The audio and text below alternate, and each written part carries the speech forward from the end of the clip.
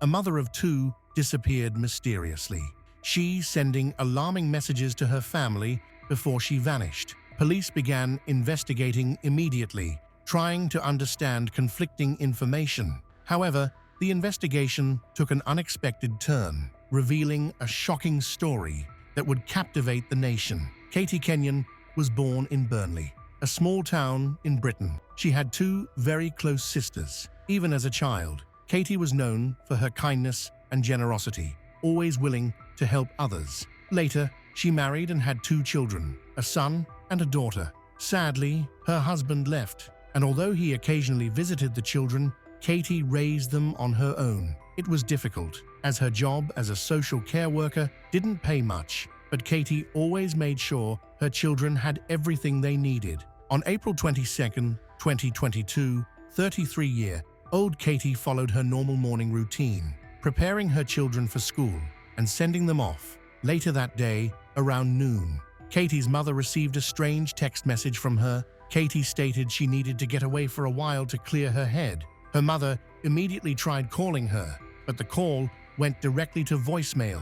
The idea that she would abandon everything, especially her children, seemed completely out of character. Katie's mother contacted Katie's sister, Sarah Kenyon Holden. They rushed over to her house and noticed that her car was gone. Using a spare key, they let themselves inside and found all of Katie's belongings right where she'd left them, except for her phone and handbag.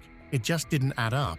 The idea that Katie had taken off somewhere, leaving behind almost everything she owned, felt completely wrong. Something was off. Soon after, Katie's children arrived home from school and shared something concerning. They had both received odd text messages, supposedly from their mother. In the texts, Katie stated she needed help to become a better mother and instructed them to contact their father to care for them during her absence. Upon reading these messages, Sarah immediately suspected they weren't written by her. Firstly, the tone was unlike Katie's usual way of speaking. More significantly, the word "while" was misspelled in both texts, which was highly unusual for Katie, as she never made such errors. Katie had mentioned Andrew Burfield, Katie's ex-boyfriend of several years, in messages to her children, saying he would care for them if their father couldn't. Sarah contacted Andrew.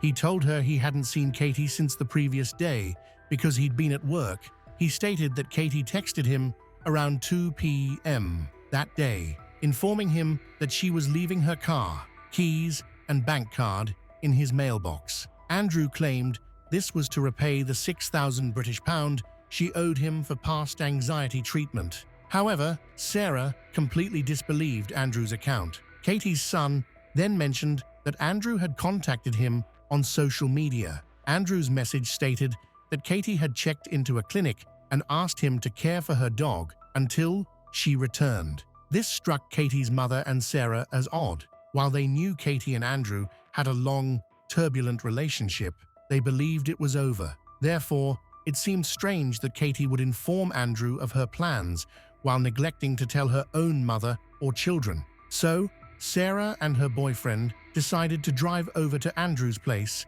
and investigate. The moment they pulled up, she spotted Katie's car parked outside. Inside, she could see Katie's purse and other personal belongings, which only heightened her suspicion. She knocked on Andrew's door, hoping to talk to him face to face, but he refused to open it and told them to leave.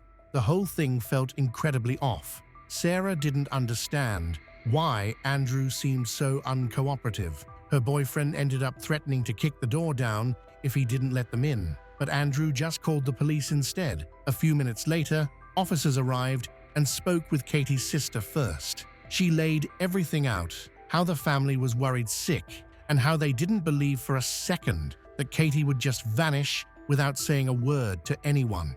She also pointed out her sister's car still parked there with her stuff inside. After that, the police knocked on Andrew's door. He gave them the same story he told over the phone, that he'd been at work when Katie texted him about leaving her car, keys, and bank card, and said she was going to check herself into a clinic. He even let them search his house and his van, and they didn't find anything suspicious. So, the police left, but they did open a missing persons case. Just to cover all bases, they called around to a bunch of clinics, hoping maybe Katie really had checked herself in somewhere, but not a single one had seen her. The next morning, police began piecing together a timeline of Katie's disappearance. And naturally, all eyes were on Andrew's house, since that's where her car had been found. Detectives learned there was a surveillance camera nearby, so they pulled the footage from the previous couple of days. On April 21st, the day before Katie went missing,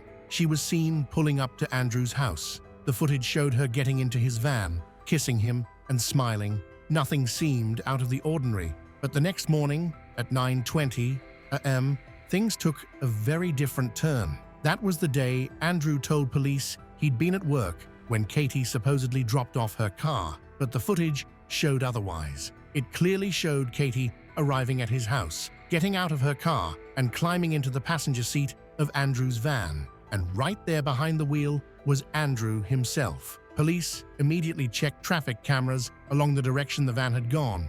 This time, the van stopped at a McDonald's, then headed out toward the highway. The final footage showed Andrew turning onto a rural back road leading into a wooded area. After that, the van disappeared from view for nearly an hour, but then it popped up again. This time, though, there was only one person in the vehicle. So, now, a much darker picture was starting to form. Based on the footage, it looked like Andrew had driven Katie out to a wooded area and then left without her. The police pulled location data from Katie's phone on the day she went missing. The record showed that her phone disconnected from the tower near her house early that morning, then reconnected near Andrew's home. From there, the phone's path followed the exact route the van had taken. According to the location data, Katie's phone was still in the van as it headed back towards Andrew's place. The problem was Katie was no longer in the van. And then came the final piece. Investigators checked the time those strange messages were sent to Katie's mom and kids. And by that point, Andrew had already returned home alone. But location data clearly showed that those texts were sent from his house. Given that all the evidence directly contradicted Andrew's version of events, police decided to head back to his house. The moment they stepped inside, something felt off. The place was boiling hot. Turns out Andrew had fired up the wood, burning stove, despite the weather being pretty mild outside. Right away, detectives suspected he might have been trying to destroy some evidence, but by the time they got there, all that was left in the stove was ash. Even so, they arrested Andrew and brought him in for questioning. Surprisingly, he didn't seem nervous at all. In fact, he looked completely relaxed and stuck to his original story, claiming Katie had probably checked herself into a clinic to deal with her anxiety. When detectives started pressing for more answers, he shut down completely and said he wouldn't talk without a lawyer. So, once again, they were left with nothing. After the interrogation, police decided to launch a large-scale search operation in the forest, where Katie's phone had last pinged right before Andrew was seen driving back alone. Covering that area, however, wasn't an easy task. They were looking at roughly 25 miles of rugged terrain. Still, they pulled in dozens of officers, requested backup from other agencies, and headed out into the woods. Soon they had helicopters with thermal imaging, drones, specialized equipment, and even a team of divers. Volunteers joined in too. The search quickly became one of the biggest operations their town had ever seen. But even with all that manpower, it still wasn't enough to cover such a huge area. Then, out of nowhere, police got a tip. Someone had seen Andrew's van parked in a specific part of the forest. That changed everything. Now that they had a likely spot, they were able to narrow the search down to a 5-mile radius. As the search teams combed through the forest, detectives brought Andrew in for another round of questioning. This time, they laid out the surveillance footage and other evidence they had gathered. Faced with the facts, Andrew changed his story. He admitted that he and Katie had driven out to the woods, but what he said next left investigators baffled. According to Andrew, the two of them went there to have a picnic. He claimed Katie had a habit of writing down her thoughts in a journal and then burning the pages as a way to let go of things that were bothering her. He insisted that morning had been no different. They had a picnic, lit a small fire. She burned a few pages. And then he drove home. He said he didn't know what happened to Katie after that. Of course, detectives didn't buy Andrew's story. But the problem was, they still didn't have any solid leads. The search teams had come up empty. And with no trace of Katie in the woods, investigators shifted their focus to her relationship with Andrew. According to Katie's family, she had met him 3 years earlier. He had 2 kids from a previous marriage, worked in construction, and at first he seemed like a reliable, stable guy. But it didn't take long for her loved ones to notice cracks in the relationship.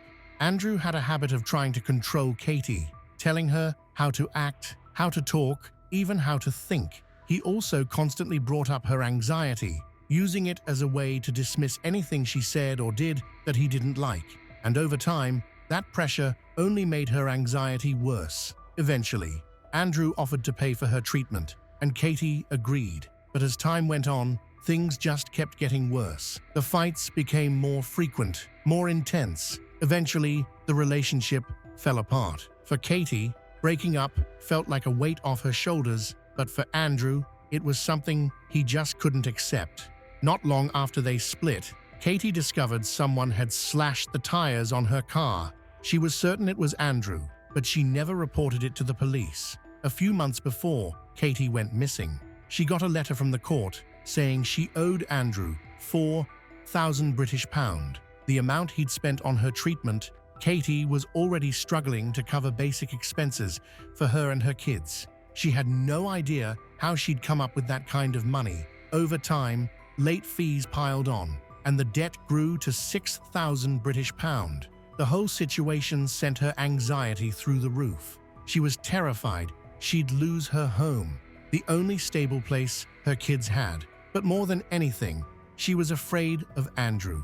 In one message to her mom, Katie said she was scared of him and genuinely believed he might hurt her. Still, just a month before she disappeared, Andrew reached out to her. He told her he regretted ever taking her to court. He promised to drop the case and even said he'd pay all the extra fees that had built up since the ruling.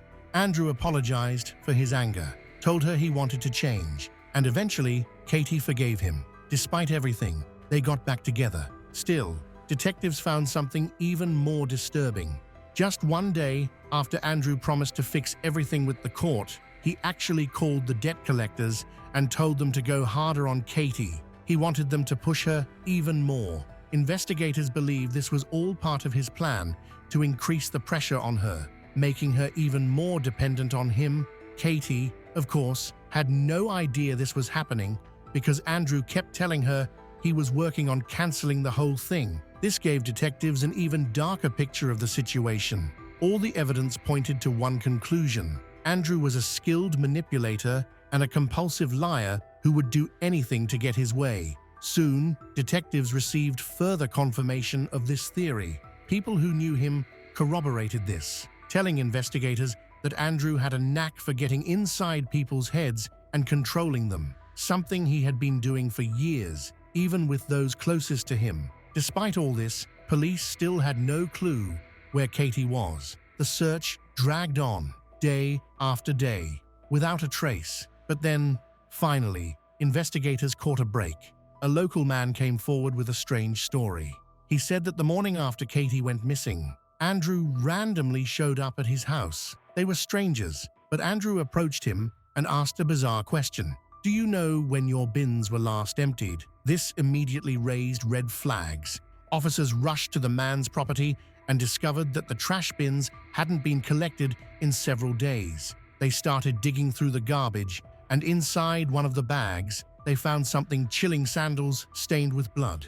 A DNA test confirmed the blood was Katie's. At that point, detectives were certain of one thing: Katie was dead, and Andrew was officially charged with her murder. But a huge problem remained. They had no idea where her body was. Shortly after being formally charged, Andrew told detectives he wanted to talk. He changed his story yet again. This time, Andrew claimed he and Katie had gone to the woods that morning for a picnic.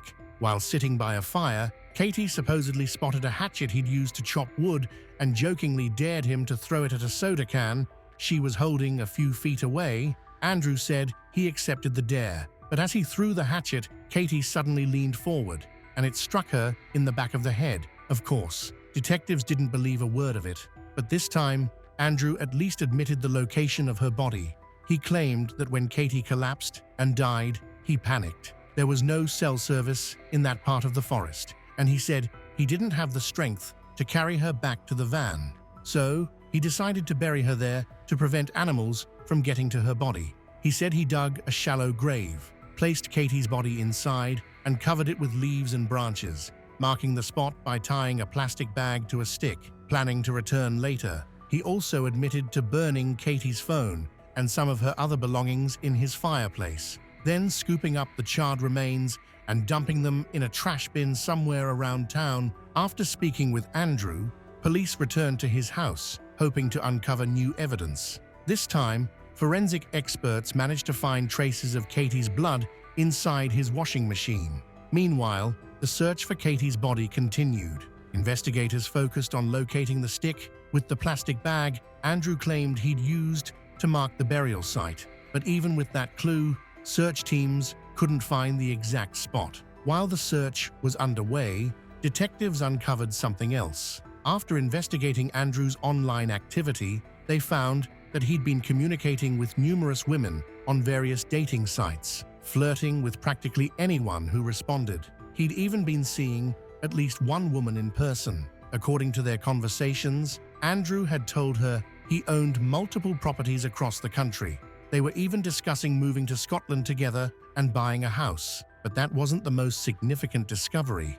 As they continued examining his phone, investigators discovered something that changed everything. Based on Jeep's data, the day before Katie vanished, Andrew had stopped by his parents' house, then turned off his phone for about an hour and a half. During that time, his van was captured on several surveillance cameras heading toward the woods. After speaking to Andrew's parents, police learned that the morning before Katie went missing, he'd borrowed a shovel. That's when it clicked. Andrew had likely gone to the woods that day to dig her grave in advance. The next day, after killing Katie and using her phone to message her kids and family, Andrew also texted his other girlfriend using his own phone, telling her that something had come up with his kids and that he'd have to cancel their date. But there was more. In the Notes app on his phone, investigators found something even more disturbing: drafts of the exact same messages he'd sent to Katie's children and mother. Digital forensics showed that he'd been editing those drafts over several weeks, tweaking them repeatedly to match Katie's writing style so no one would suspect anything. Most tellingly, the word "while" was misspelled in the exact same way it appeared in the final messages. It's also important to note that the note had been created over a month before the murder, proving one thing beyond any doubt: Andrew didn't just snap. He'd been planning this for weeks, perhaps even longer, carefully laying the groundwork for something he knew he was going to do. When police confronted Andrew with the evidence that he'd been in the woods the day before the murder, he claimed he had only gone there to walk his dog, not to dig a grave. Soon after, search teams finally found the stick and the plastic bag Andrew had mentioned, but there was no grave anywhere nearby. They scoured the area inch by inch, but came up empty-handed. On April 29th, the detectives brought Andrew out to the woods and asked him to show them exactly where he had buried Katie. Once they arrived, Andrew pointed to a specific patch of ground. The ground looked completely undisturbed, flat, smooth, and totally natural. There were no signs of digging, no shifted soil, nothing out of place. It had been concealed so well that officers later admitted they would never have found it without Andrew's help. As soon as the forensic team began digging, they found Katie. But what they uncovered next was unexpected. Andrew had somehow managed to bury her beneath a web of tree roots growing deep underground. Later, a geology expert explained the complexity of the grave. According to him, it would have taken hours to dig something like that, meaning Andrew had clearly come back more than once. The expert also pointed out that Andrew had separated the soil by layers, then buried them back in the correct order, which explained why the grave looked so untouched. That level of planning was chilling. Katie's body was handed over to forensic examiners. Immediately, Andrew's story about the Coke can and the axe throw fell apart. Katie had died from blows to the head with a hatchet, not just 1 or 2, but 12 times. By that point, there was no doubt in the detectives' minds. This wasn't an accident. This was cold, calculated, and premeditated murder. With all of that evidence, the prosecution began preparing for trial. The case against Andrew was overwhelming, more than enough to secure a conviction. But one thing remained unclear: the motive. Investigators believed Andrew was fueled by bitterness and resentment. Katie had broken up with him months earlier, and it seemed his ego couldn't handle the rejection. That bruised pride, they believed, turned into hatred and ultimately led him to kill her. The trial began in November 2022, and at first, Andrew pleaded not guilty. But just 3 days in, he suddenly changed course. Out of nowhere, he reversed his plea and admitted to the murder. Unfortunately for Katie's family, he didn't offer any new details. He simply accepted responsibility, but it was still enough. In the end, the court sentenced Andrew Burfield to life in prison with the possibility of parole after 32 years, calling him a deeply dangerous individual. The case was officially closed. Leslie Perlow, a 21-year-old woman, worked at the law library in the Palo Alto courthouse in California and lived there with her family. She led a normal life and was studying at Stanford University at the time of a tragic incident in 1973. With ambition and determination, she focused on developing her career before thinking about settling down and starting a family. On Tuesday, February 13th, 1973, Leslie was last seen leaving work around 3 p.m. When she did not return home, her family initially assumed she might have gone for her usual walk around the Stanford campus. But as time passed and she still hadn't appeared, they began to worry. After contacting friends and colleagues, but no one had any information about her, the family organized a search. When their efforts led nowhere, they reported her missing to the police, who took the situation seriously and began investigating. 2 days later, on February 15th, officers discovered Leslie's body in bushes near the university campus. She had been strangled with her scarf and showed clear signs of a brutal attack, including bruises covering her body. Evidence revealed that she had been abused, and her underwear and pantyhose were stuffed into her throat. She was partially undressed, and blood stained her clothing. The autopsy confirmed strangulation as the cause of death, and further evidence, nail clippings and bodily fluids, indicated she had fought back fiercely. At the time, forensic technology, such as DNA profiling, was not advanced, and there were no criminal databases near where the body was found. Police found Leslie's orange Chevrolet Nova abandoned near an old, deserted building. Her shoes were still in the car, but no significant evidence was gathered from the car or the scene. Despite efforts to identify suspects, none of Leslie's friends, family, or colleagues could provide clues. Leslie, described by everyone as calm and unassuming, made the murder a huge shock to all who knew her. The investigation quickly stalled after all potential suspects close to Leslie were ruled out through verified alibis. After 5 days, law enforcement turned to the public for help, releasing details about her car and its isolated parking location, hoping for witnesses. Police received several tips through phone calls, though none led to viable leads. A month later, authorities discovered the body of a young man named Mark Roswell, who had died just half a kilometer from where Leslie was found. Mark has ties to the court where Leslie works, is currently on probation for distributing illegal substances. Investigators looked into the possibility of a connection between Leslie and Mark, suspecting that Mark's case may have been motivated by guilt. However, interviews with courthouse staff confirmed there was no known relationship between the two. Family and friends of both Leslie and Mark were unable to establish any link. After thoroughly investigating Mark's background, detectives found no evidence suggesting a history of violent crime. His only prior offense was dealing banned substances. Ultimately, Mark was ruled out as a suspect. Despite significant efforts, Leslie's case remained unsolved. During this time, a new lead surfaced when a police officer contacted the station. Although he had been off duty on the night Leslie was killed, he had seen her car by chance while driving home through a secluded area. According to his report, on Tuesday, February 13th, he noticed an orange Chevrolet parked near an abandoned building. The sight caught his attention because the location was usually deserted. Alongside the Chevrolet, he saw a gray car and a young man with long blonde hair standing between the two vehicles. Leaning over as if speaking to someone, he observed the situation for a while, but did not notice anything overtly suspicious, so he continued on his way. While his account provided some useful information, he unfortunately didn't recall the license plate of the gray car. Based on certain evidence, detectives began to suspect that Leslie might have been the victim of not just a violent crime, but also a serial killer.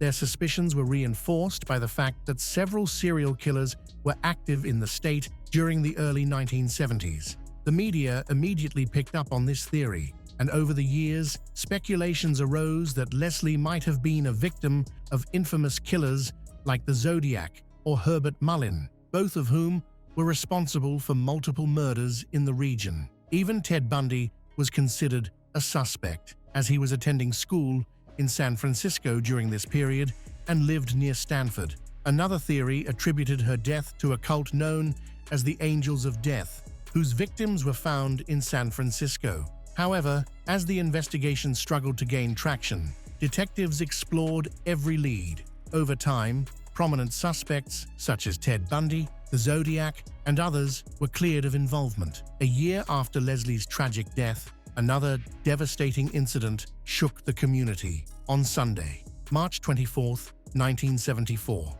21-year-old Janet Taylor was preparing for a busy day of work and visiting friends. Her car had broken down the day before and was in the repair shop, so her father gave her a ride to work. After finishing her shift, Janet planned to stop by her friend Deborah's house. Janet was a young woman full of ambition. She had recently turned 21 and was the daughter of a well-known university coach. She worked hard as a university student and dreamed of a successful career. That evening, after spending time with Deborah, Janet realized around 7 p.m. that she urgently needed to return home to let the dogs out for a walk.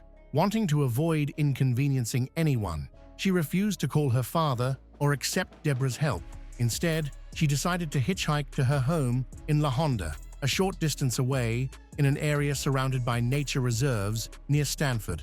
Confident in her decision, Janet believed there was no reason to worry, and Deborah didn't perceive any danger either, a mistake that would prove to be fatal. The next morning, Janet's boyfriend noticed that she hadn't returned home. Alarmed, he contacted her friends and family to try to determine what had happened, but no one had seen her. Later that same morning, a milk delivery driver traveling near Stanford noticed something suspicious on the side of the road. When he stopped to investigate, he made a horrifying discovery. It was the body of a young woman. When the police arrived, they identified the victim as Janet Taylor. She had been strangled with her own sweater. Although she was clothed, her shoes were missing. Oddly, her feet were clean, despite the heavy rain the night before. While her body was damp, the ground underneath was dry, suggesting she had been placed there after her death. Janet's clothes were torn, and, like Leslie's, her underwear and stockings had been forcibly shoved into her throat.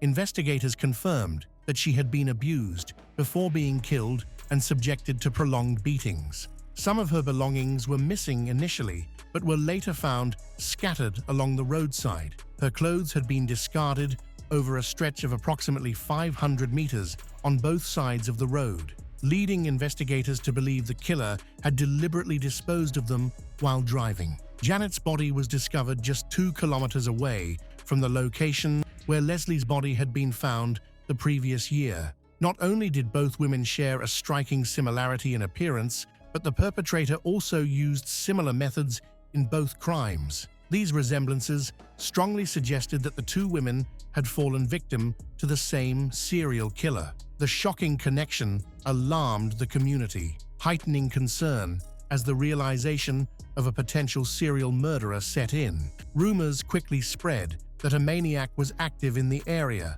leaving residents feeling unsafe. People criticized the police for failing to stop the violent crime wave gripping the city. One curious detail united the victims: they were all found barefoot, with their shoes discovered far from their bodies. The victims, all young women, were similarly dressed in raincoats, a coincidence likely explained by the weather. However, the absence of their bags appeared deliberate. It was confirmed that Leslie and Janet had carried bags, but these were never recovered. Some speculated that the killer kept the items as trophies, a behavior often associated with serial offenders. Once the similarities in the cases were identified, the two police departments began collaborating. Shortly after Janet's murder, Peter Thompson was attacked in a seemingly unrelated incident on March 30, 1974 in California. At 4:20 am, a passing motorist discovered Peter, bloody and injured, near his parked car by the roadside. The motorist called for help, and police arrived to investigate. In the back seat of Peter's car, they found broken beer bottles, which appeared to have been used to cut his face. Peter explained to detectives that he had picked up a hitchhiker who attacked him after provoking a conflict. Meanwhile, forensic experts searched the area around Peter's car and the spot where the hitchhiker was allegedly picked up. Nearby, they discovered an open beer pack matching the broken bottles found in Peter's car. At the same time, a deputy sheriff reported seeing a suspicious man with long blonde hair who ran away upon noticing the officer. Unfortunately, the man evaded capture. It is noteworthy that a person with similar characteristics was also seen near the scene of Leslie's murder. Detectives questioned Peter further, during which something unsettling emerged when asked for his contact information. Peter provided the details of a woman named Barbara Rocky, claiming he had met her before. Investigators soon learned, however, that Barbara had been murdered 2 weeks earlier, on March 11, 1974, in Utah, near the Grand Canyon. Barbara, a 22-year-old college student, had been killed after voluntarily going with her attacker. She was abused and then shot 5 times in the back with her own Magnum .357 pistol. Chillingly, her killer had carefully folded her clothes beside her body, suggesting an emotional attachment to her. Barbara's death raised further questions. Detectives discovered that she was acquainted with Janet Taylor, one of the other victims, a connection that appeared too coincidental to ignore. Peter's claim of knowing Barbara came under intense scrutiny, especially since he appeared confused during questioning and delayed his responses, as though crafting a story. However, the investigation ultimately revealed no evidence linking Peter to the murders. He had no motive, and it was confirmed that he was not in Utah at the time of Barbara's death. His account of the hitchhiker attack remained plausible, with no conclusive evidence to prove or disprove it. Nevertheless, investigators continued exploring possible connections between Barbara and the other victims, interviewing those close to her. This effort led them to Gerald Hicker, a former university classmate of Barbara's with a documented history of violence against women. Further investigation revealed that Gerald was responsible for Barbara's murder. Despite this breakthrough, no evidence linked Gerald to the murders of Leslie or Janet, even though Barbara's case bore similarities to the others. Ultimately, Gerald was charged only in Barbara's death, leaving the murders of Leslie and Janet unsolved. In March 1975, a year after Janet's disappearance, the investigation into her case took an unexpected turn. A local journalist reported that San Mateo County Sheriff's deputies had searched a rental room based on a tip from an anonymous source. The room had been rented by a long-term tenant who had moved out a few weeks earlier. The tenant was reportedly behaving suspiciously, and during the search, police discovered photographs of a woman resembling Janet Taylor, along with a newspaper article about her murder. The young man who had occupied the room was quickly located. However, he remained calm and claimed to have been a close friend of Janet. Witnesses confirmed their friendship, and his possession of the photographs and the newspaper clipping was deemed innocent memorabilia. As a result, he was not arrested. In July 1975, the San Mateo newspaper published another story, reporting that investigators working on Barbara's murder were exploring possible links to Janet's case and had uncovered new leads. Though no specific suspect was mentioned, a police officer stated that progress had been made and an arrest was expected soon. At that time, it seemed as if investigators were once again considering Peter Thompson's involvement. Janet and Barbara were acquaintances who were killed within 2 weeks of each other. Peter Thompson, a mutual friend, died under suspicious circumstances shortly after their deaths. Witnesses reported seeing a long-haired hitchhiker who matched Peter's description, driving a car associated with Leslie's disappearance. However, Peter was eventually ruled out as a suspect. After his death, the investigation stalled, and there were no significant developments for decades. The case remained dormant until 2008, when true crime enthusiasts speculated whether Ted Bundy could have been involved in the Stanford killings.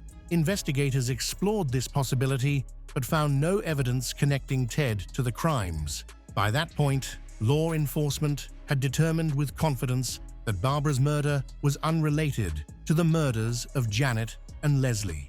Despite these conclusions, murders continued to occur in the Stanford area, and new victims occasionally emerged. For instance, in October 1974, Alice Perry was found murdered.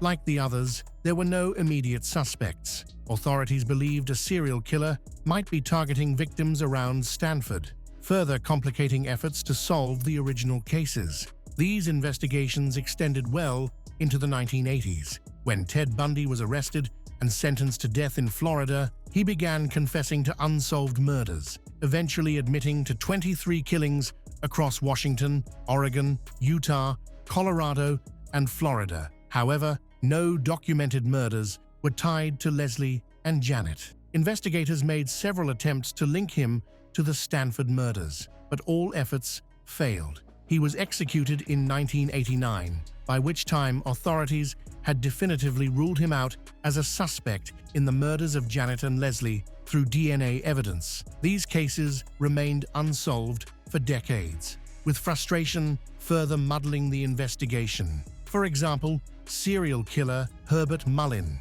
who confessed to murdering 13 victims, killed his last victim on the same day Leslie disappeared, just a few kilometers from where her body was later found. Similarly, Ted Bundy had reportedly been in the Stanford area at the time of Leslie's murder, and her appearance matched his victim profile. However, DNA evidence eventually excluded him as a suspect. For many detectives, coincidences are rarely dismissed, but in this case, the overlapping incidents only clouded the investigation and delayed progress. Meanwhile, the real killer remained at large. The cases saw no breakthroughs until 2016, when investigators reopened several cold cases. They revisited the murders of Leslie and Janet, this time utilizing innovative genetic genealogy techniques developed by Parabon Nanolabs. Law enforcement had collected DNA evidence from the abuse and suspected killer at the very beginning, and all samples were sent for genealogical analysis. This seemed promising because the company's innovative techniques had already solved several cold cases that had remained unsolved for decades. After completing the genealogical analysis, detectives received the results. Using the DNA profile, they created a family tree, and by 2018, the police identified a possible suspect. However, they couldn't confront him directly. Instead, detectives began discreetly monitoring 74-year-old John Gertrude. One day, during surveillance, John and his wife visited a coffee shop. After drinking his coffee, John discarded his cup in the trash. Detectives quickly retrieved the cup and sent it for testing. The DNA sample from the cup matched 100% with the traces found on the bodies of Leslie Perloff and Janet Taylor. In 2018, John was living with his wife in Hayward, California. He was arrested for the murders committed in 1973. 45 years after the crimes, investigators discovered that John, a medical technician at Stanford Hospital at the time, had no known connection to the victims. During the initial investigation, John had already attracted suspicion due to his criminal history. His record showed a pattern of incidents of an abusive nature, with his criminal behavior beginning in his youth. For instance, on June 8, 1963, when he was 18, John offered to walk 15-year-old Margaret Williams home after a dance near the military base where she lived with her family in Bad Kreuznach, Germany. Margaret never made it home. When Margaret missed her curfew, her family immediately alerted the police. Within 2 hours, her body was found. Witnesses helped authorities identify John as the perpetrator. He had taken Margaret to a baseball field, assaulted her, abused her, and killed her by striking her on the head. Found guilty, John faced a maximum sentence of 10 years under the laws at the time.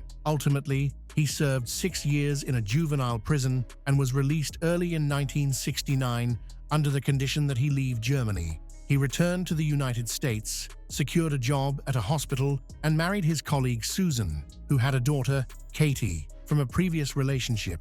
For 8 years, John appeared to be a decent family man. However, during this time, he abused his stepdaughter Katie, threatening to kill her mother if she reported him.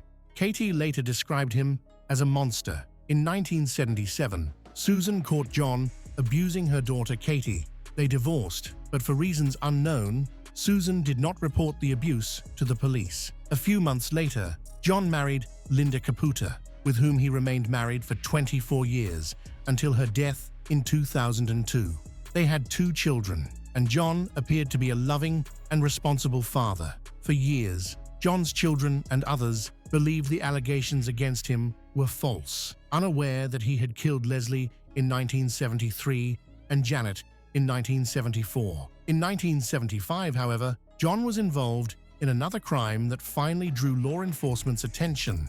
He was charged with abusing a 17-year-old girl in Santa Clara County while serving as a leader of a youth scout organization. He pled guilty as part of a plea bargain and received a lenient sentence, 6 months in prison and a small fine. This crime demonstrated that he was prone to abusing and strangling his victims, but authorities still did not connect him to Leslie and Janet's murders. At one point, John was even considered a suspect. A San Mateo County Sheriff's deputy noticed that John's criminal behavior closely resembled the killer's methods in the Janet Taylor case. However, in the 1970s, DNA technology was unavailable, which prevented law enforcement from creating a DNA profile to confirm his guilt. Decades later, with advancements in DNA technology, John Guthrie was finally identified as the primary suspect in these brutal crimes. The investigators reanalyzed all the evidence they possessed at the time,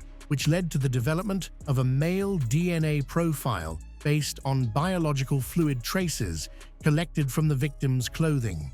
When this DNA was compared to a sample from John Guthrie, it was a 100% match, confirming him as the perpetrator. This revelation sparked mixed emotions, especially within the local community. Many criticized the police, as John had initially been wrongfully suspected of murdering Arliss Perry. The true perpetrator, when approached for arrest, took his own life, a tragic pattern that would repeat decades later. However, John was far from blameless in other violent incidents. As investigators delved into his past, they uncovered that he had lived in Aga and New Jersey for several years, during which women frequently reported similar attacks. These findings suggested he may have been responsible for many more crimes. While authorities investigated John's potential involvement in other unsolved murders, prosecutors in 2 counties prepared for trials linked to separate cases.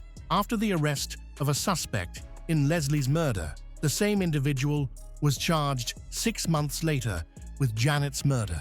In both cases, DNA evidence served as the primary foundation. Janet's and Leslie's families were determined to seek justice. They refused to negotiate, ensuring the criminal would face the full consequences of his actions. During the trial, Susan's daughter, Katie, who had suffered abuse at his hands and was familiar with John's cruel tendencies, provided crucial testimony. Upon learning about the murders, Katie was horrified to realize she could have become one of his victims. She recalled how she and John would pass the location where Leslie's body was found nearly every day on their way to school. At the time of both crimes, John was approximately 30 years old. Notably, witnesses described a suspect with long blonde hair at the scene, raising questions about whether John had an accomplice or whether he disguised himself by wearing a wig. On September 15, 2021, John Gautreaux, then 77 years old and in custody, was convicted of Janet Taylor's murder. He was sentenced to life imprisonment without the possibility of parole. In 2023, he confessed to Leslie Perloff's murder and received a second life sentence. While this confession offered some relief to the victims' families, it was devastating for John's loved ones, who had steadfastly believed in his innocence. Following these convictions, his children publicly disowned him. Later that year, John passed away in prison. According to the official report, his death was due to natural causes. Detectives remain convinced that he was responsible for other murders, but have yet to gather sufficient evidence to conclusively link him to additional crimes. In some countries, strict control is a deeply ingrained part of the culture and customs. This can conflict with the values commonly held in Western societies. Even after moving to a new country, some people find it hard to adjust to greater personal freedoms. Holding too tightly to these traditional beliefs can sometimes lead to serious problems. Aziz Yazdanpana was born in Iran on May 29, 1955. Even as a young man, he was known for being strict and tough, yet those close to him also saw his softer side. His stern father instilled in him a deep respect for family, a sense of duty, and a strong sense of responsibility, values that Aziz strived to uphold. He was devoted to his family and longed to have one of his own. In his youth in Iran, he met the love of his life, Nasrin Rahmati, who was born on February 4, 1956. After dating for a while, they married, marking a new chapter in both their lives. Together, they decided to make a radical change and start anew in the United States of America. They successfully immigrated and settled in Grapevine, Texas, a small, pleasant town. Later, Nasrin's sister and her husband joined them in the U.S. There, the family continued to build their lives, raising 2 children. At the time of the events in question, their daughter, Nona Yazdanpana, was 19, and their son, Ali Yazdanpana, was 14. Upon arriving in the U.S., Nasrin became a homemaker, dedicating her time to raising their children and managing the household. This was the traditional family structure common in Iran. Aziz was the breadwinner, focusing on a career in real estate. Initially, they had enough money, but with the addition of new family members, their circumstances changed, and they had to become more frugal. Although Aziz didn't outwardly appear strict and authoritarian, this became apparent to those who knew them well. This dynamic reflected the cultural influence of their upbringing. To the outside world, they seemed like a typical family pursuing the American dream. However, Nasrin couldn't help but notice the greater freedoms afforded to women in America compared to Iran. She desired more independence, but Aziz staunchly opposed it, clinging to traditional gender roles. Beneath the facade of an ideal family, problems began to mount. Soon, Aziz faced a series of setbacks. They had purchased a large family home, and as the children grew, their expenses increased. Furthermore, Aziz's ambitions exceeded their financial means, and he struggled to achieve the level of income he desired. Nasrin offered support, but Aziz grew increasingly discontented. A significant blow came in 1996 when Aziz was convicted of tax evasion and ordered to pay a $30,000 fine. He was also placed on probation for 3 years, further straining the family's already limited resources and threatening the loss of their home. Nasrin wanted to contribute to managing the budget and suggested solutions, such as downsizing to a more affordable house. However, Aziz refused to allow her to make important decisions, seemingly acting in opposition to her suggestions. He believed he could resolve their financial problems on his own and elevate their situation. Nasrin attempted to become more involved in the family's life, including financial matters, and suggested ways she could help, pointing to the common practice of American women earning incomes on par with their husbands. However, Aziz considered even the suggestion an insult. He insisted that his wife remain a housewife, responsible only for the children and household chores. This situation persisted for several years. By 1999, their financial situation had reached another low point, leading them to consider filing for bankruptcy. However, the case was quickly dismissed. As the children grew up, their needs increased, requiring new clothes and school supplies. Aziz began to accuse Nasreen and the children of overspending. Despite their modest lifestyle, his attempts to improve their financial situation continued to fail. The situation worsened in 2007 when Aziz lost his job, depriving the family of their only source of income. Despite everything, Aziz continued to insist that Nasreen not work. However, she could no longer remain idle. She had taken courses and obtained a cosmetology license and wanted to work in a beauty salon, perhaps even starting her own business. This would significantly contribute to the family's budget. Aziz ignored her pleas, clinging to his conservative beliefs. He had never adapted to the American way of life, where women could hold equal positions with men, and refused to consider deviating from his traditional views. Finally, when her husband lost his job and could not find another, Nasreen decided to take matters into her own hands. Disobeying her husband was out of character, but she saw no other way to save her family from financial ruin. She was completely disappointed in him and realized he had no chance of fitting into the American format. Ignoring his prohibitions, Nasreen found a job, managing to work at 2 beauty salons simultaneously. This initially allowed her to somewhat stabilize the situation, but Aziz was going through a terrible emotional period and made rash decisions. He felt he had lost his manhood, not only because he lost his job, but also because he could not support his family. He became jealous of Nasreen's success and, in an attempt to assert his dominance, declared he would refuse to work at all if she continued to work like a man. He repeatedly confessed to family friends that all this had severely damaged his self-esteem. The roles in the family had now completely reversed. Nasreen began working with enthusiasm, hoping her husband's resentment would soon pass and they could build a prosperous future together. But instead of actively seeking income, Aziz ignored the needs of his loved ones. He simply stopped showing any initiative and didn't even look for work. Aziz didn't give up easily, but his pride was deeply wounded by his wife's actions.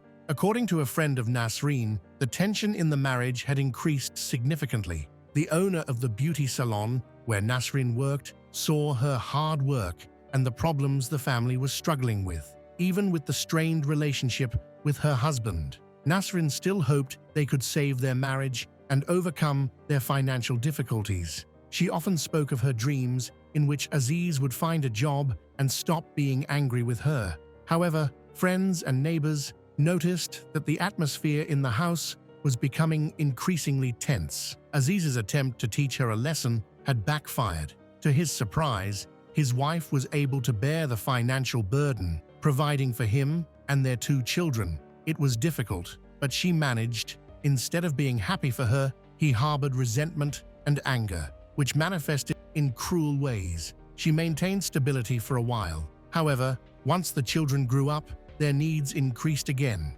and their daughter needed money for her education, putting a strain on their finances. Aziz continued to mock her. He was so determined to teach his wife a lesson that he didn't understand the consequences of his actions. Even the children began to get angry with him. Nona and Ali were old enough to see and understand what was happening. However, his strict control did not weaken, so they did not have much freedom. Conflicts in the family home became regular. If earlier, Aziz had provoked them by blaming everyone for their failures, now the others confronted him directly. After 24 years of marriage, Nasreen stopped trying to encourage Aziz. She finally realized that he was not going to participate in solving their problems, but would continue to make them worse. By April 2011, Nasreen had decided to separate from Aziz. She and her children left their spacious family home, choosing a more modest living arrangement to avoid complete financial ruin. They moved from a 2-story house of 280 square meters to a 3-room apartment. providing minimal amenities for their son and daughter. The priority was not comfort or size, but freedom from her husband, who was a burden, and increased tension within the family. They ended up about 3 kilometers from their old residence. Nasreen took out a mortgage on the apartment and planned to continue paying for it herself. Remarkably, even in this situation, she didn't want to cause a scene and simply moved quietly, without unnecessary conflict. Even the neighbors didn't immediately realize what had happened, as it was all done so calmly.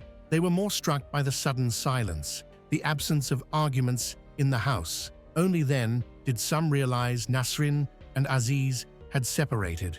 Only the closest neighbors knew the truth. Several months passed. Nasrin continued to work and felt a significant sense of relief after leaving her husband. The atmosphere in the family became much calmer and warmer. Despite financial constraints, the burden felt much lighter than when she was living with Aziz. Nasrin spent a lot of time with her family and friends. In her opinion, reconciliation with her husband was completely out of the question. From the outside, Aziz's condition seemed to have improved, but it was just an act. One Friday in March, they were seen together again. This happened a few months after the breakup. That day, Aziz and Nasrin participated in a joint garage sale, but they didn't seem as friendly and happy as before. Many noticed the tension, but Aziz avoided conflict. He tried to appear to be a good person, even attending his children's sports competition. However, Nasrin understood perfectly well that this was just a facade. She had already filed for divorce and was waiting for it to be finalized. Everyone thought that the separation was beneficial for Nasrin. Nasrin continued to work hard, and her daughter, Nona, contributed to the family income. Without her father's oppressive presence, Nona was able to help realize their dream of simplifying their life in the US. Just like her mother, the family began to cope much better. Nona earned her high school diploma and then went to college. With the improved atmosphere at home, she could focus on more than just solving problems. She began to pursue her own ambitions. She wanted to go to the University of California to study law. If she could become a lawyer and start a private practice, it could be the beginning of a better life for her. However, not everyone was so optimistic about the future. Close friends knew that Nona was actually going through a difficult time. Behind the facade of progress and apparent resilience, there was a deep inner struggle. Back in August 2011, she confessed to her best friends that she was dealing with some serious issues that were only getting worse. However, no one could get her to reveal any details. For Aziz, the situation continued to deteriorate. He tried in every way to demonstrate that he was ready to continue the relationship, but Nasrin and the children were indifferent. During their separation, Nasrin only became more convinced that she was moving in the right direction and that life would be easier, more comfortable, alone. All this fueled Aziz's anger. He was still trying to repair the relationship, but deep down, he had long understood that it was impossible. Each meeting with Nasrin, where she shared her successes, only increased his resentment. All this anger accumulated, and it was bound to explode eventually. After a year of shocks, separations, and conflicts, on December 25, 2011, Nasrin decided to throw a festive Christmas party at her house, intended to gather all family members and mark the beginning of a new chapter in their lives. Everyone who knew Nasrin and the children well was invited, except for Aziz. No one wanted him to come and ruin the mood. As he usually did, Nasrin wanted to celebrate with her children, so she invited her sister, Zohra Rahmati, 58, her husband, Mohammad Hossein Zari, 59, and their daughter, Sahra Zari, 22. Unfortunately, Aziz learned about the planned Christmas party. He was furious that he wasn't invited. Despite all the pain and insults he had inflicted on his family, he believed he had a right to attend the event, and he harbored malicious intentions. At the very beginning of the holiday, around 11 a.m., there was a knock at Nasrin's door. When she opened it, she saw a man dressed as Santa Claus. Nasrin immediately recognized him as Aziz. Obviously, no one had invited him. He could ruin the family holiday, and she desperately wanted to prevent that. Aziz behaved very friendly trying to convince her that he only wanted to surprise the children. After a short discussion, Nasreen reluctantly agreed to let him in. As soon as Aziz entered, the atmosphere became tense. Everyone, even Sarah, felt the unease. No one wanted him there. They hoped he would leave soon after offering his greetings. Sarah was texting her friends.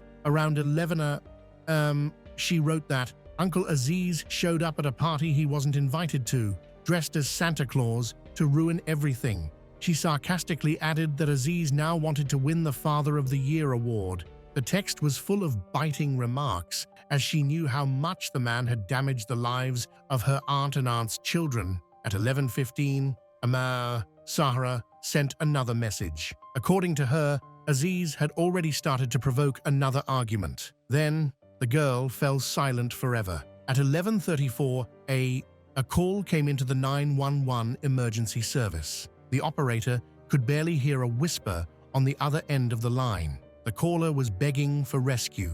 After a few short phrases, the call was disconnected. No information was provided, but it was clear that something terrible had happened. The operator quickly identified the location from which the call was made, and a police patrol was dispatched to the address to investigate. The officers arrived within 3 minutes, but no one answered the door. Given the alarming circumstances of the call, they decided to force entry. Inside, the officers found a horrifying scene: a festive table laden with food and drink, unopened gifts, and the bodies of 7 people. None had survived. The victims were identified as 55-year-old Nasreen, 56-year-old Aziz, their children, 19-year-old Nona, and 14-year-old Ali. Nasreen's sister, 58-year-old Zoreh, her husband, 59-year-old Muhammad, and their daughter,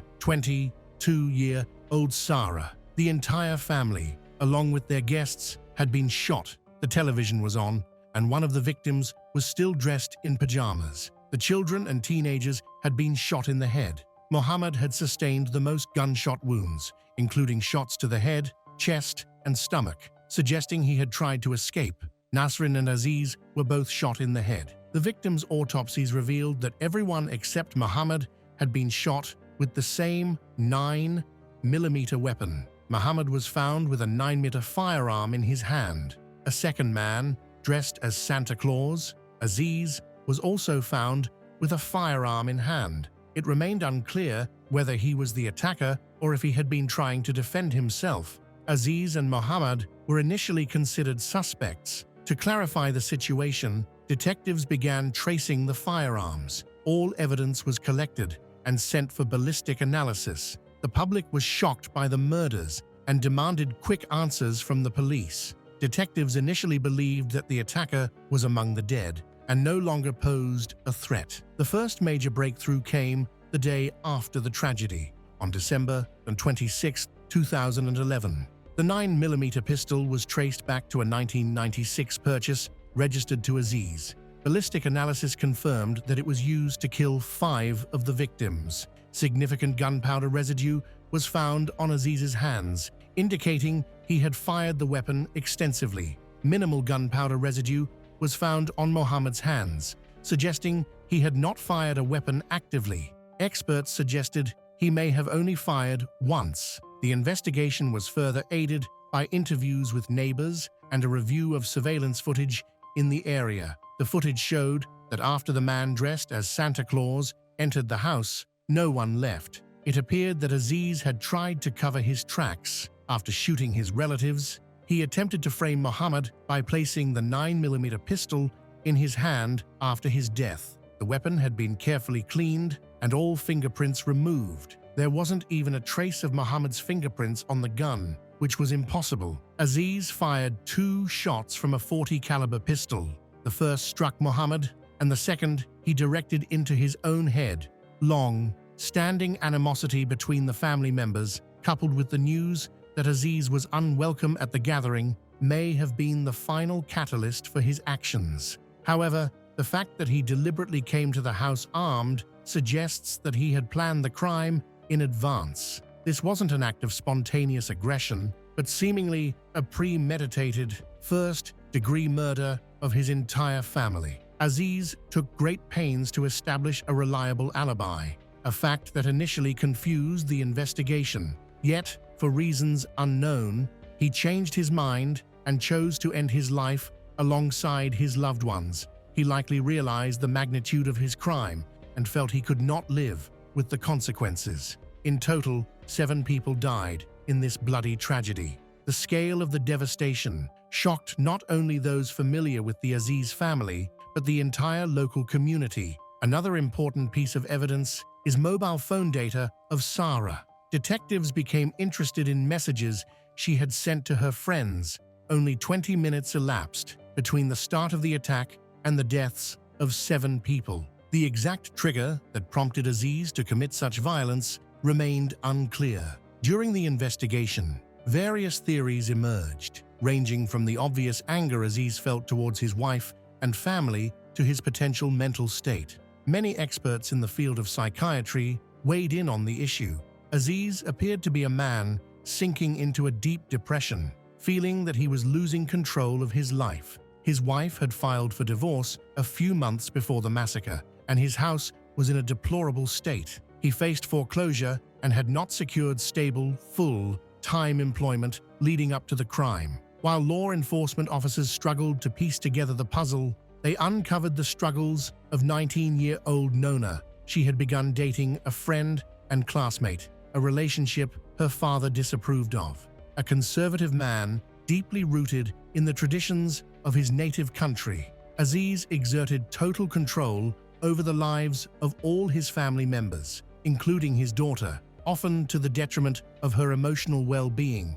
Nona's friends reported that she often came to school in tears, complaining that her father wouldn't allow her to wear the clothes she liked and regularly confiscated and checked her mobile phone, scrutinizing every message. According to his religious and cultural views, she was not allowed to leave the house until a certain age. Even after Nona reached that age, Aziz forbade her from communicating with anyone, especially boys and men. Nona's disobedience only worsened Aziz's state of mind. When the family still lived together in their old house, he installed surveillance cameras throughout the property, both inside and out. This allowed him to monitor everyone's movements, creating a situation resembling a developing obsession. He jealously guarded her, even sealing the window in her room to prevent her from secretly running away to see her girlfriend. Aziz frantically tried to maintain control, a control he had long since lost. When the disobedience reached a breaking point, everyone abandoned him. The head of the broken family simply decided to kill everyone. Further details of Aziz's relationships were revealed. He had been quite close to his brother-in-law, Muhammad. For a long time, the men shared a warm relationship and even went on trips together. On one occasion, they cheated on their wives, renting hotel rooms and spending the night with escorts. After Nasreen filed for divorce, Aziz blamed everyone but himself, unable to accept his own imperfections. The killer became convinced that Muhammad had revealed his infidelity, poisoning Nasreen against him. From that moment on, the relationship between the men deteriorated significantly, and Aziz considered his brother-in-law a traitor.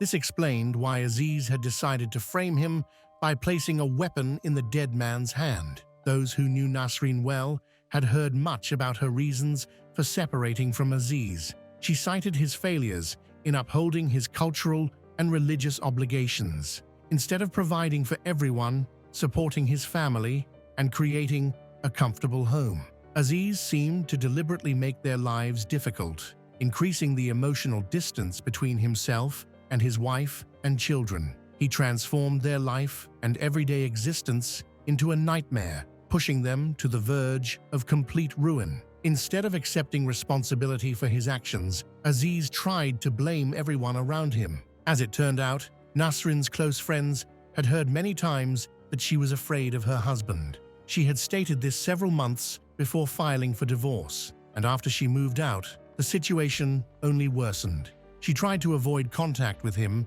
and did not allow him into the house. She prevented him from communicating with the children. Considering him dangerous, she ignored suggestions to report him to the police, hoping he would calm down on his own and not wanting to cause him further trouble. Neighbors had heard that Aziz had been carrying a gun for a long time. He completely ignored the traditions and laws of the country he had moved to.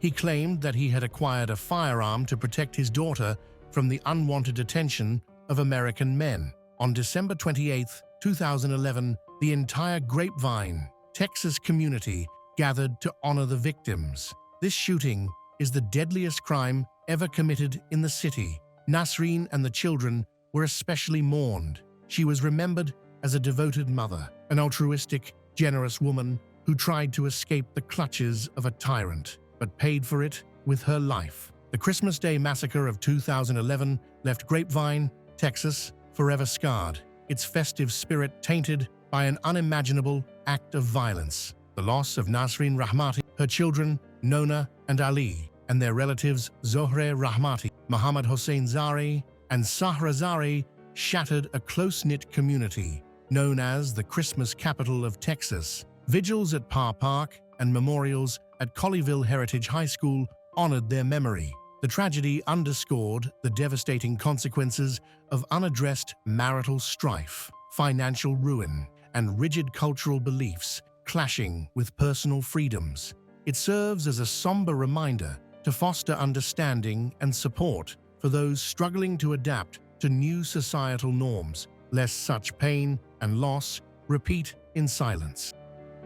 Hello again, true crime fans. We've got another mysterious case to explore. The case of Browning family. In 2008, Nicholas Browning turned 15. He was considered a kind-hearted teenager and a hard-working student.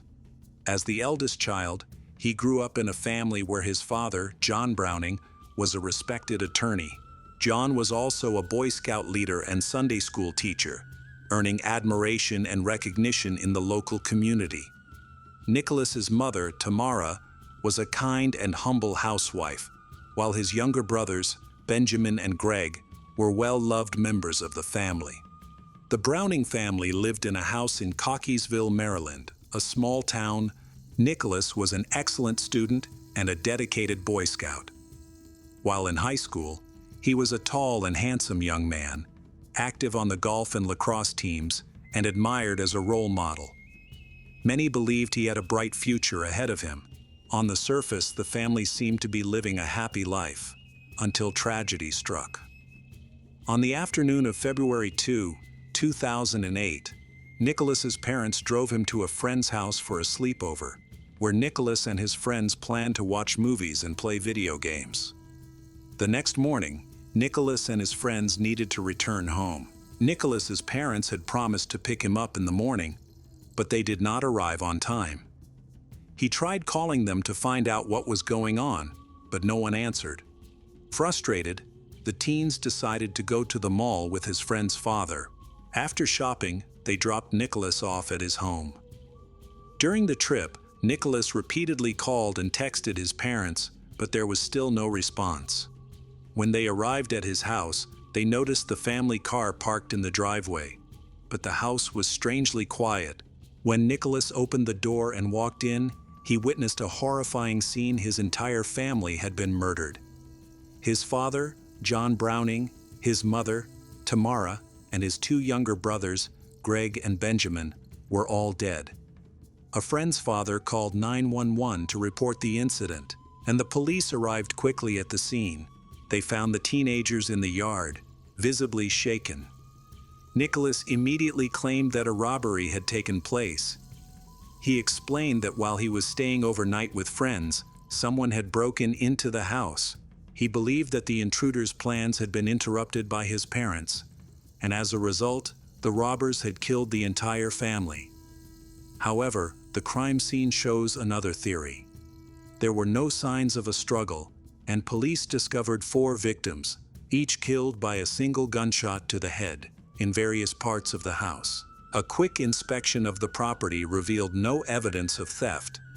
Furniture was undamaged, and valuables in plain sight had not been disturbed. There were no signs of forced entry or any disturbance, leading the police to dismiss the idea of a botched robbery. Nicholas's account and behavior raised suspicions. Despite the teenager's young age and the possibility of shock, all 4 boys were taken to the police station for questioning. To ensure that their statements could not be coordinated, they were separated into different rooms for individual questioning. During the interrogations, Nicholas's friends all gave the same account. They had spent the evening watching movies and playing video games until late, after which the group went to bed. They said they had not heard or seen anything unusual that night. The interview with Nicholas took place in a private room. The officer found Nicholas's behavior suspicious. When the officer entered the room, Nicholas was sitting quietly with his head down, appearing calm and even a little sleepy. An unusual reaction, considering that his entire family had just been murdered. The officer approached the conversation in a friendly manner, aiming to make it seem like a casual discussion with a witness. His goal was to gain Nicholas's trust so that he would answer truthfully. The officer hoped to secure a confession without a defense attorney present. Nicholas remained calm the interview. He explained that he had returned home from school at around 2:45 p.m. Shortly afterward, his parents decided to take him to a friend's house. Since the friend lived less than a kilometer away, they often walked to each other's houses. Nicholas told the same story as his friends, stating that they spent the evening playing video games and watching movies before going to bed. However, he admitted that he left his friend's house and went to his parents' house around midnight. His plan was to steal the family car and go out with his friends, making sure his parents didn't find out. When he got home, he noticed that the light was on in his parents' bedroom window. At that point, he climbed into the car. To avoid being seen, he lay down on the floor of the back seat. Nicholas was worried that the noise he made while opening the car door might alert his parents, but he didn't want to face his strict father's scolding. He decided to stay quiet and wait until the house was settled and everyone went back to bed. Nicholas claimed that he waited in the car and eventually fell asleep. It is possible that the shooting occurred during this time. Nicholas stated that he didn't hear anything and only woke up later before leaving. The forensic expert's report confirmed that the attack on the family occurred around midnight, killing everyone in the house. The family appeared to have been caught off guard. The first shot was fired at close range, killing the father, John, who was sleeping on the couch downstairs. Tamara and the 2 sons, who were sleeping upstairs, were also killed in their sleep. The police suspected that Nicholas might have been involved in the murder. His behavior raised suspicions, as he had withheld information from the police. It seemed odd that he chose to hide in the family car instead of immediately returning to his friend's house. Furthermore, Nicholas was the only survivor of the family and was home at the time of the murder. However, he claimed that he didn't hear anything, which further cast doubt on his testimony. Nicholas's claim that the lights were on in the house raised additional suspicions, as they were off when the police arrived at the scene. Considering his statement about the robbery, it was unclear why the robbers would leave the lights on during the robbery, and then turn them off afterward. Typically, criminals do not waste time on such actions. Nicholas had no explanation for these inconsistencies. The police then spoke to Nicholas's friend, who stated that Nicholas was at his house in the evening, but was no longer there when he woke up around midnight. According to his statement, Nicholas had already left by that time. This created an inconsistency in the timeline, suggesting that the teens might not be telling the truth. Due to inconsistencies in their statements, the police returned to Nicholas's friend for clarification. Initially, the friend confirmed that Nicholas was no longer at the house around midnight. However, when the police pointed out the conflicting timelines provided by others, he quickly changed his story. He then stated that Nicholas was still at the house at midnight. Nicholas's friend appeared nervous and hesitant to tell the truth, possibly in an effort to protect his friend. After being calmed down by the police, the friend admitted that after Nicholas left, he went straight to bed. He also revealed that he knew Nicholas had planned to steal his parents' car, but did not expect him to get stuck in the car or harm his family. The police then spoke to Nicholas again and shared new statements from his friends. This time, Nicholas claimed that he had left his friend's house and returned home to get his car later, at around 1 a.m. He changed his story again, stating that the lights were on when he arrived, but were off when he woke up. He assumed this meant that the robbers had entered the house while he was there. Nicholas still insisted that he had fallen asleep in his car. But how could he have slept after hearing 4 gunshots? This time, Nicholas said he had woken up at around 5 a.m. when his friend called him. Instead of returning to his parents' house, he went back to his friend's house without his car. Although Nicholas was increasingly under suspicion, he tried to remain calm. At times, he even laughed and joked during conversations, which the police interpreted as an attempt to mislead them. Nicholas appeared innocent, but the police believed there was something much more sinister behind his facade. When Nicholas eventually returned home with his friends, they entered the house through the garage. Nicholas invited his friends inside, which seemed unusual. Once inside, Nicholas pointed out that the garage door was open, which he found strange since his family always kept it closed. According to his friend's father, Nicholas repeatedly emphasized this to everyone present before they entered. As they walked through the living room, Nicholas led the way. He was the first to see his father lying on the couch, covered in blood. Shocked, Nicholas shouted to the others. His friend saw the body but immediately ran outside, refusing to go any further. During questioning, Nicholas confirmed all of these details. What worried the police most was the calm, emotionless way he spoke about everything, which was highly unusual for someone grieving the loss of a family member. When this story became public, people were shocked and tried to understand what had happened to Nicholas's family. Later, in his defense, Nicholas admitted that the car keys had been in his coat pocket the entire time. He remembered them when he visited his friend's house, and that was when he hatched the plan to steal the family car. The police were puzzled as to why he had not revealed this information earlier. They believed he was hiding something and lying again. Nicholas's friend stated that Nicholas had called home and asked his younger brother to leave the back door open, although the reason for this request was unclear. After this revelation, however, the police became certain that Nicholas had committed the murder of his family. He also told the police that his father owned 2 guns and had taken him hunting many times, so he was familiar with using them. Nicholas's friends revealed that he frequently had conflicts with his father, who had caught him drinking on multiple occasions. However, Nicholas claimed that a man who lived near his family was capable of such a brutal crime. He was referring to a neighbor who was a drug user and had a history of legal trouble. The police, however, believed this was an attempt to shift blame and divert suspicion from himself. There was no evidence against the neighbor, and he had a solid alibi. When the police publicly identified Nicholas as the prime suspect, he appeared very nervous and insisted that he was innocent. He later claimed that his parents were extremely cruel and that he had suffered years of mental and physical abuse at their hands. During questioning, Nicholas repeatedly asked the police if he could be treated in a psychiatric hospital instead of receiving a life sentence. The police did not give a clear answer to this question. However, the Nicholas's suspicious interest played against him. Nicholas clearly realized his guilt and hopefully reduced the severity of the punishment. By the end of the interrogation, there was sufficient evidence against Nicholas, but his motives remained unclear. According to his friends, Nicholas had argued with his father shortly before the murder.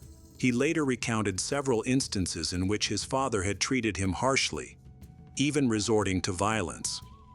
Nicholas mentioned that their relationship had significantly worsened during the fall. It seems that the challenges of adolescence had a major negative impact on his behavior. His father, known for being strict, had tried to discipline and correct his son's behavior. According to Nicholas's testimony, on the day of the incident, he went to visit friends after his father had spanked him that morning for reasons Nicholas considered unreasonable. Police suspect that the punishment stemmed from the teenager's refusal to obey his parents. Friends' testimonies indicated that Nicholas, like many teenagers, had started to rebel. Tensions with his father were especially high after Nicholas was caught drinking on multiple occasions. Nicholas explained that he drank as a way to cope with his problems. Some relatives supported this claim, describing his father as a stern man. In interviews with Nicholas's classmates and close circle, police learned that the circumstances leading up to the massacre had been developing long before the actual event. However, it remains unclear why he killed his mother and younger brothers, who had not harmed him. Many classmates recalled him sharing stories about how he could no longer handle the abuse and emotional pressure from his father. While many described Nicholas as a hard-working and calm, kind student, his closest friends were aware of his darker side. Outside of school, he often beat his younger brothers, stole alcohol from his father's bar, and even took the family car without permission. Nicholas displayed troubling behavior, frequently bullying younger students and those with disabilities. Nicholas eventually broke down and confessed to killing his parents and younger brothers, though his explanation was both strange and disturbing. He claimed that during a sleepover with friends, he had returned home, sneaked in, and found his father asleep on the couch. Nicholas took a gun, contemplated his actions for about half an hour, and then decided to go through with it. He shot his father, and since everyone in the house was asleep, no one heard the gunshots. However, he did not stop there. After killing his father, he went upstairs and killed his mother before entering younger brother's room, where he also killed both of them. Nicholas admitted he killed younger brothers because they would have called the police. He explained that he had asked one of younger brothers to leave the door unlocked the day before, suggesting the murders may have been premeditated. Nicholas claimed he shot his family members in the head to ensure they would not suffer lasting pain. He then led police to the location of the murder weapon, which he had hidden in bushes on his family's property. Ballistic tests confirmed the weapon was used in the murders, and DNA evidence matching Nicholas's was found on the gun's barrel. He was eventually formally charged with 4 counts of first-degree murder. Many people viewed Nicholas positively, so much so that after his arrest, the court received several letters pleading for leniency. One of these letters came from his grandfather, who claimed that Nicholas had endured years of physical and mental abuse from his father. Some people found it hard to believe that Nicholas could be guilty. While awaiting trial just 2 days before it began, Nicholas was in prison and made a phone call to a friend. Their conversation, which was recorded, included Nicholas joking about escaping. This behavior indicated that he felt no remorse and did not grasp the seriousness of his actions. However, during the trial, the mood changed dramatically. At one point, Nicholas burst into tears and apologized to his relatives, expressing deep remorse. The prosecution used this moment to portray him as manipulative, citing it as evidence of his two-faced nature. On the other hand, the defense argued that such a seemingly upright young man could not be a cold-blooded killer. These conflicting portrayals became a central focus of the trial. The prosecution highlighted Nicholas's darker side, supported by testimony from numerous witnesses, while the defense emphasized his positive qualities, including his involvement in the Boy Scouts and his excellent academic record. During the hearing, Nicholas became so emotional that he was unable to read his apology speech, leaving his attorney to read it for him. The defense's claim that Nicholas was insane was quickly dismissed. During interviews with the police, he had shown no signs of mental illness. Furthermore, he had no history of mental health problems or disorders. Despite this, his attorney pushed for Nicholas to be sent to a psychiatric facility that provided rehabilitation programs for juvenile offenders. The defense argued that Nicholas's motive for the crime was unconvincing. If it had been for money, he would not have been able to access it until adulthood. Killing his family would have only worsened his circumstances, potentially placing him in an orphanage or foster care. This suggested that Nicholas did not fully understand the consequences of his actions. A psychiatric evaluation was conducted, which concluded that Nicholas was mentally fit to stand trial. This ruled out the use of mental health as a defense. Since crimes like this are punishable by death under state law, Nicholas faced serious consequences. However, due to his age, he was not eligible for the death penalty. In January 2009, Nicholas finally reached a plea agreement with the prosecution. Nicholas Browning pleaded guilty to all charges, and a jury sentenced him to 4 life terms. He is currently incarcerated at a correctional facility in Cumberland, Maryland. In 2014, he requested that his sentence be reconsidered, but his request was denied. In Maryland, granting a pardon for a life sentence requires the governor's approval, which has not occurred in the state since 1994. This makes it unlikely that Nicholas will ever be released. Zoe Gabrielle Campos was born in September 1995 in Lubbock, Texas. She was the youngest daughter of her parents, Melinda and Alejandro Campos III. She had an older sister, Savannah. Their father served in the Navy infantry, which caused the family to move frequently, but after a few years, they eventually returned to Lubbock. Melinda and Alejandro eventually divorced. While growing up, Zoe had many different hobbies, but most of all, she loved animals. Zoe's mother said that the girl often brought home stray animals. She has a kind heart, wants to help all animals, especially dogs, cats, and turtles. Zoe was very close to her mother from a young age. Her mother mentioned that people often joked about how Zoe and she had forgotten to cut the umbilical cord. Zoe was an incredible daughter, sister, and friend. She was cheerful, funny, but very caring. Zoe was also interested in mechanics and spent her free time repairing cars. Shortly before her disappearance, she started working on an old car that she hoped to restore herself. Her mother said that if Zoe could open a pet store next to an auto repair shop, she would definitely do it. Zoe had a wonderful relationship with her sister Savannah, and they spent a lot of time together. Savannah had 2 children, and Zoe loved being an aunt. She enjoyed taking her nephew fishing at a lake not far from their home. Despite being only 18 years old, Zoe was very mature and extremely responsible. She didn't go out partying, preferred the silence and cozy atmosphere at home. Unfortunately, all of this was taken away from her. On November 17, 2013, Zoe spent most of the day with her family. Later that evening, she planned to go to her friend April's house, where a baby had just been born, and April invited her closest friends to celebrate the occasion. It was not a big party, but rather a small gathering of friends, and of course, everyone there knew April. However, not all the guests knew each other. It was a normal evening. Everyone was chatting, and a friend mentioned that Zoe left around 9 p.m. because she planned to go to dinner with her sister Savannah. They intended to spend the evening with another friend. Savannah later reported that during dinner, Zoe was as carefree as ever. After dinner, everyone went to watch a movie. When the sisters returned home, Zoe planned to spend the night at Savannah's house to take care of her nephew and niece the next day while Savannah was at work. Savannah stated that the movie ended at 11:30 p.m., and during the film, Zoe seemed to fall asleep.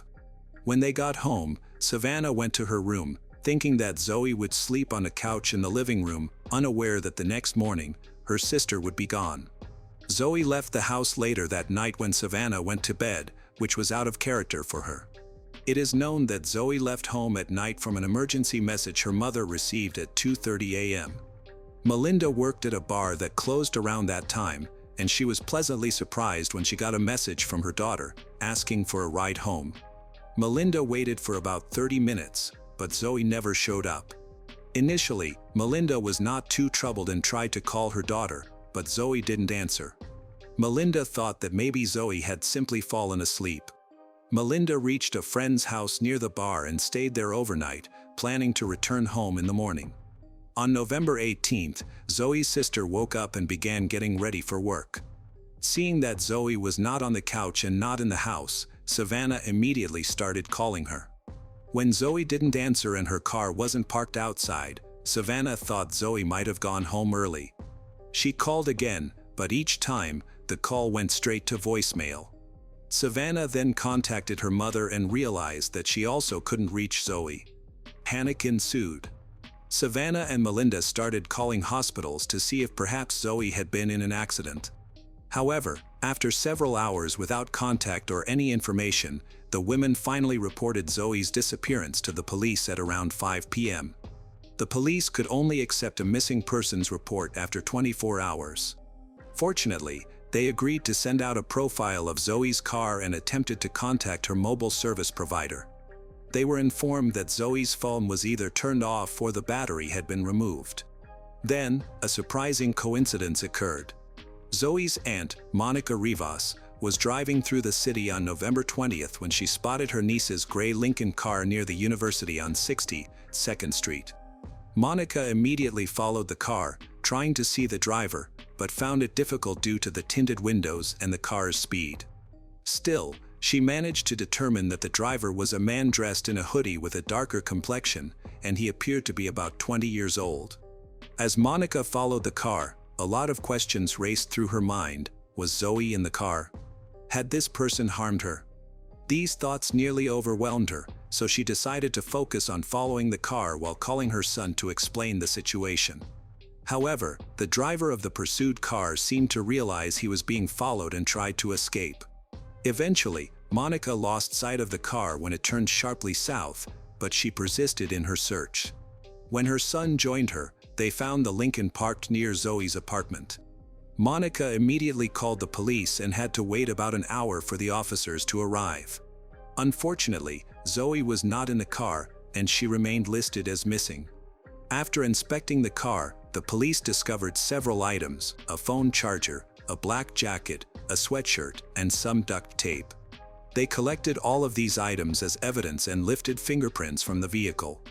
Since Zoe's father was an active member of the Marine Corps, the Naval Criminal Investigative Service became involved in assisting with the investigation.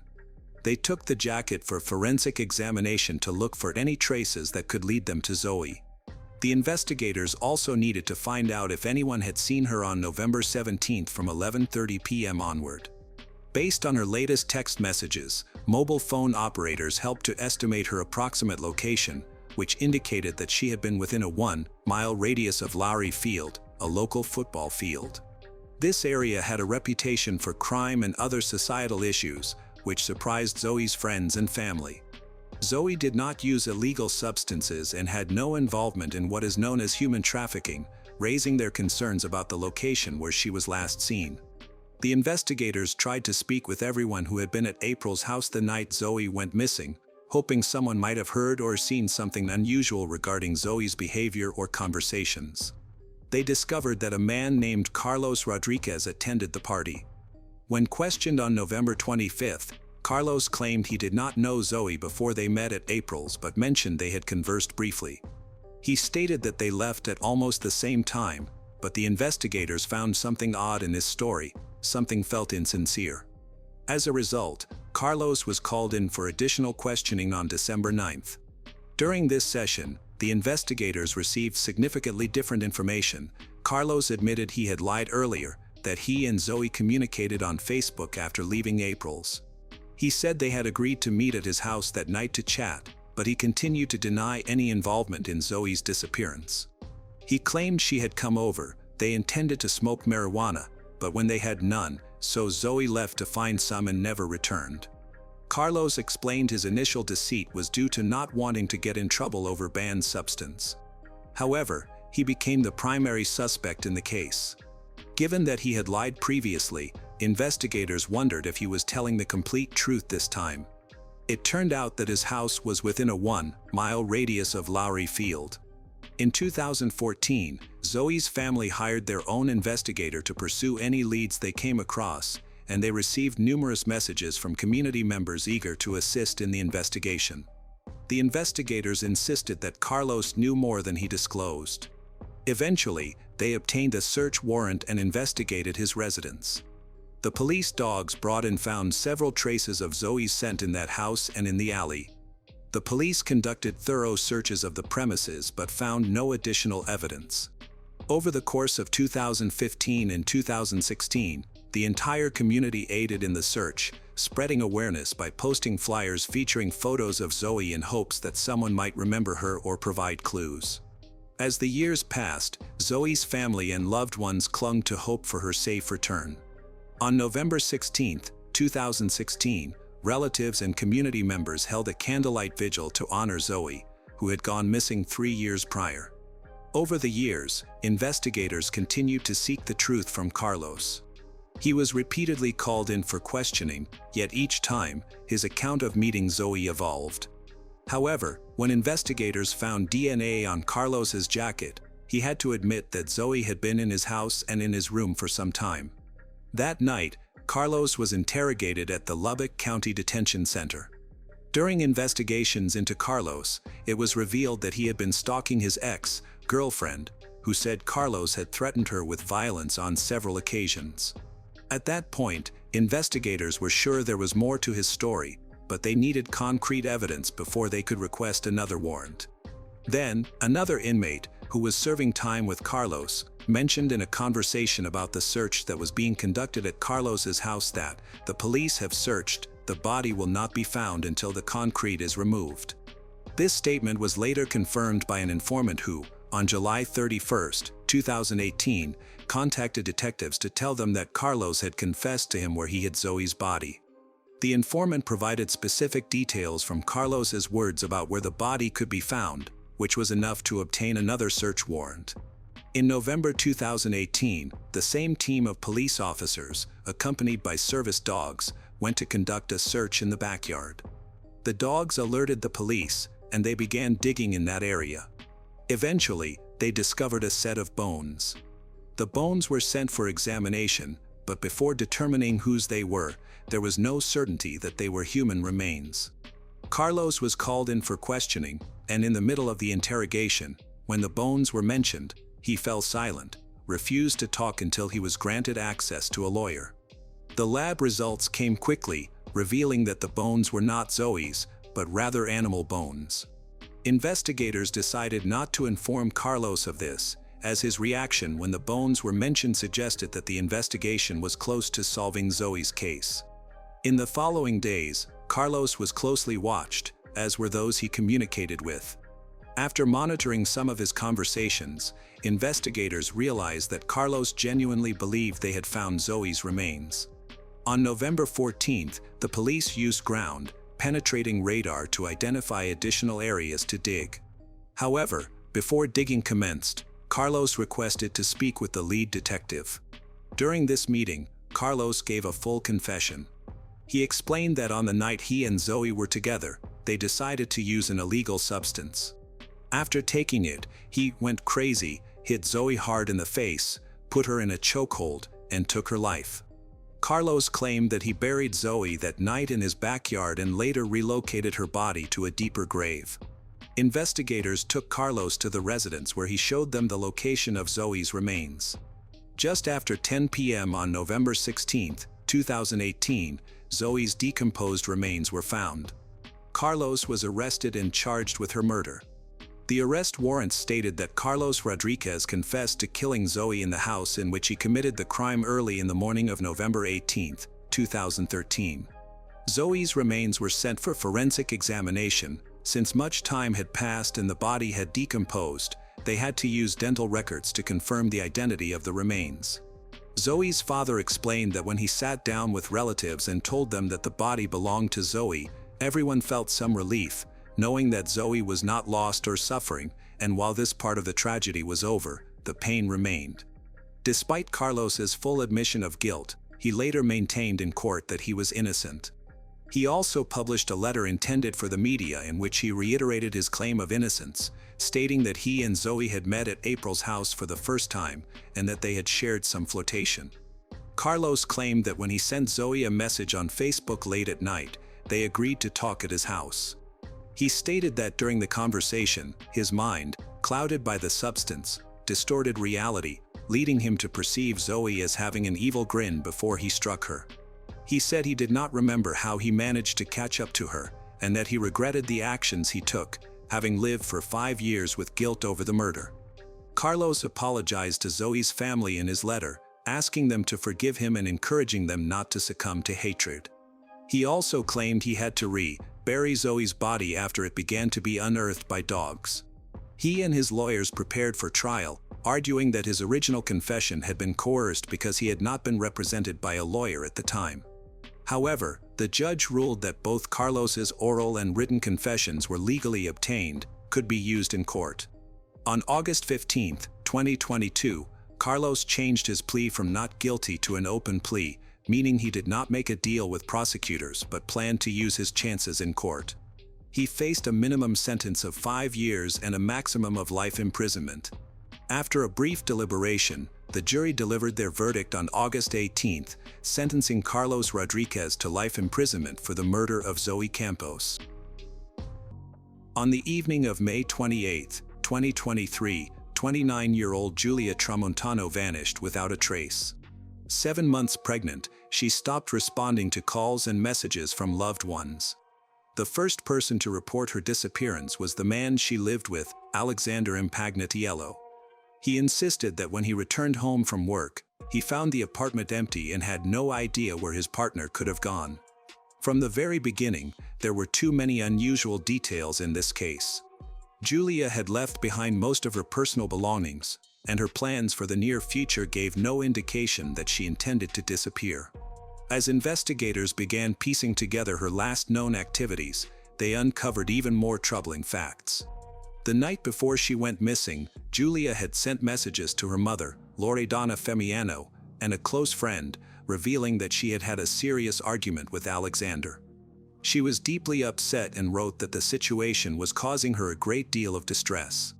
But the most important question remained unanswered: what really happened that fateful evening? If Julia had truly left the house on her own, why had no one seen her since? In the days that followed, investigators would begin unraveling a web of deception that would lead to a grim truth. Julia was born on May 2, 1994, in a small town in the province of Naples. She grew up in a close-knit family where support and warmth were always present. Her parents encouraged independence and self-confidence from an early age. While they embraced modern views, family traditions remained a cornerstone of their lives, and home was always a place she could return to for guidance, comfort. Julia attended a local school, excelling in the humanities. She was drawn to real estate, fascinated by architecture, investment opportunities, and the idea of becoming a successful real estate agent. After high school, she pursued a degree in the field, quickly mastering the profession thanks to her analytical mindset and strong communication skills. By the age of 25, she had built a solid reputation in the industry, but for Julia, this wasn't enough. She dreamed of life in a big city filled with opportunities. By the time she turned 26, her career in her hometown had reached a plateau.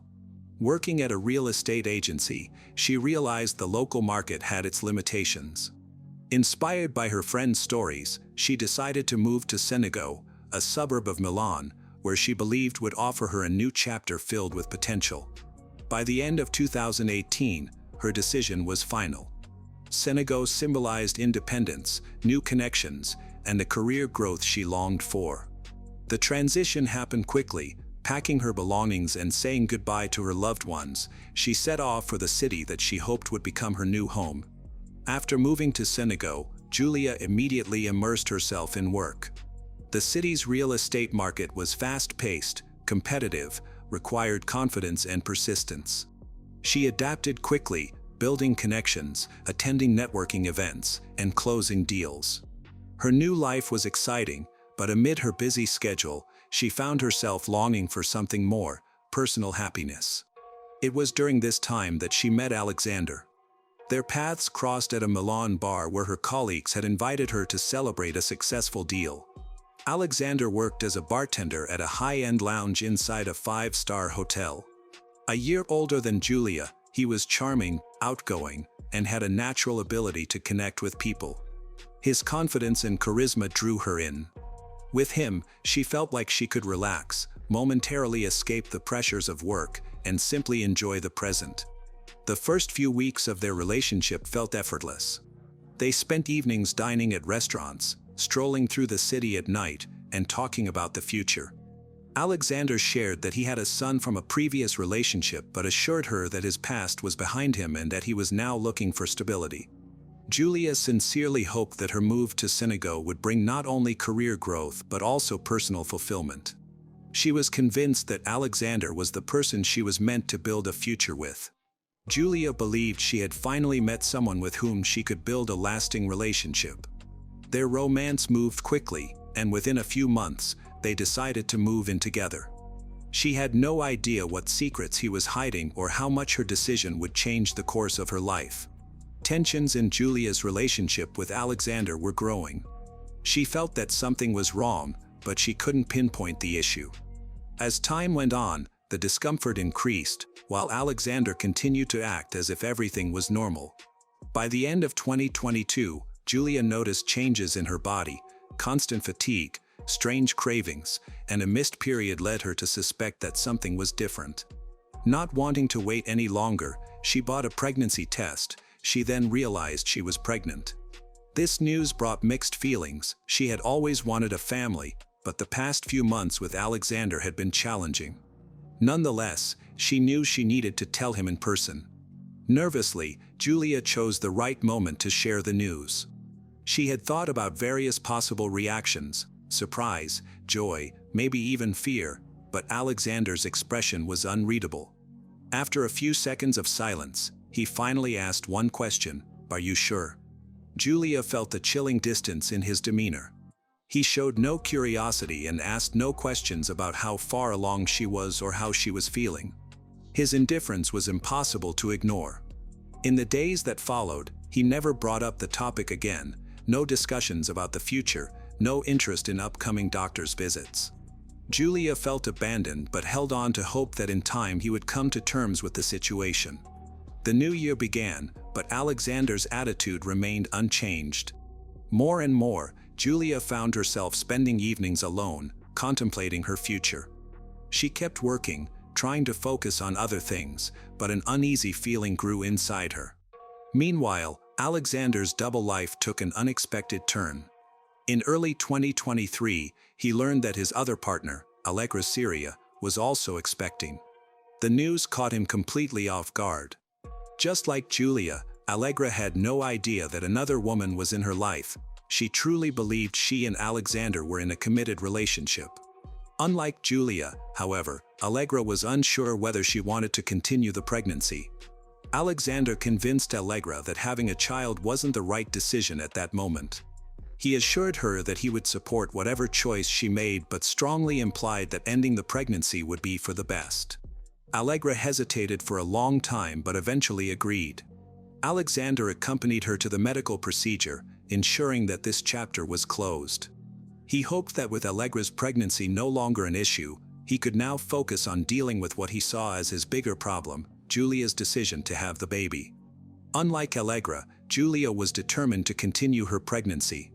Despite his emotional distance, Alexander repeatedly tried to persuade her to reconsider, but Julia refused to change her mind. For her, this was a conscious and personal decision. She knew that her relationship with Alexander was falling apart, but she was prepared to raise the baby on her own.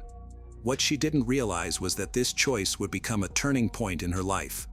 After Julia refused to terminate the pregnancy, Alexander realized he was losing control of the situation.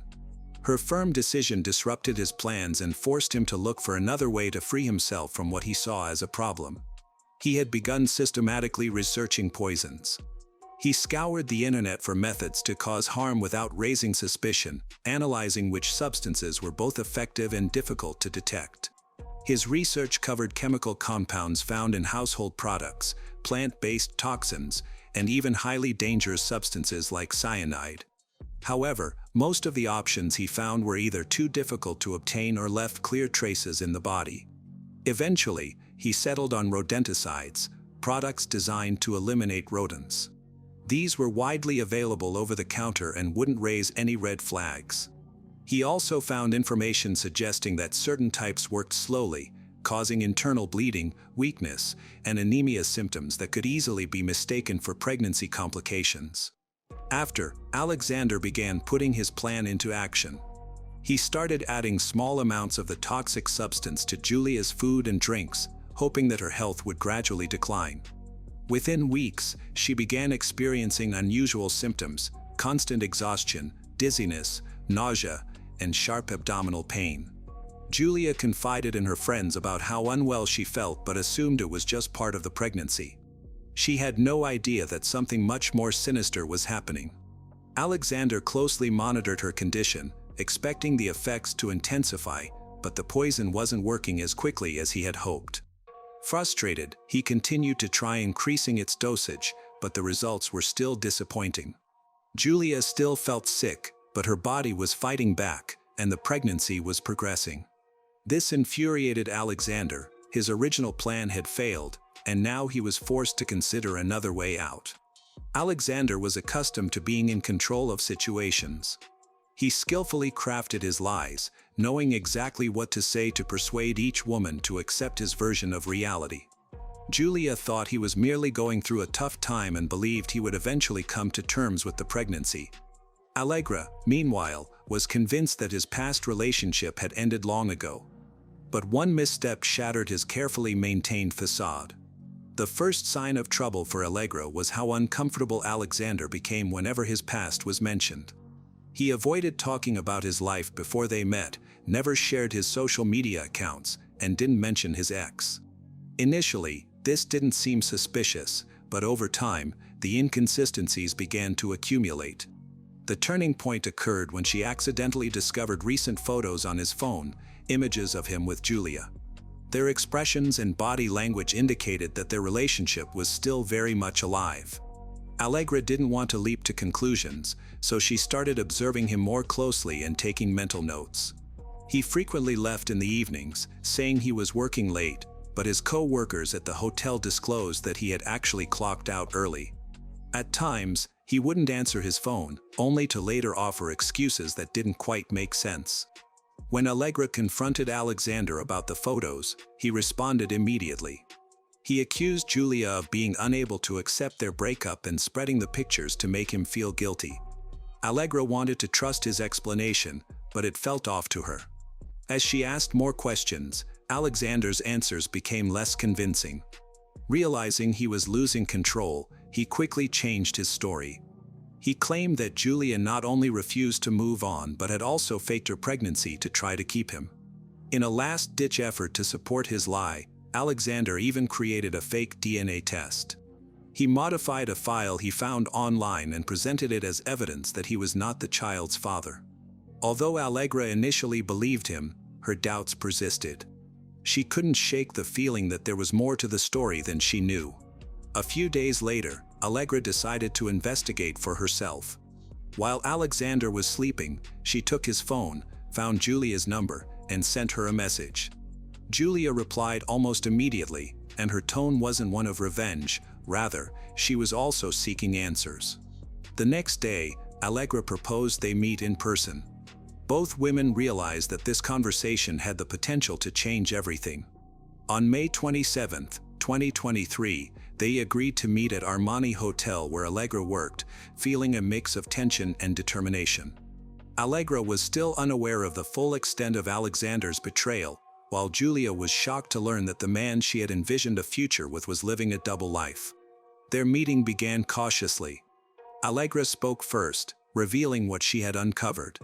She explained how Alexander had convinced her that his past relationship was completely over, and she mentioned the supposed DNA test that indicated the baby wasn't his.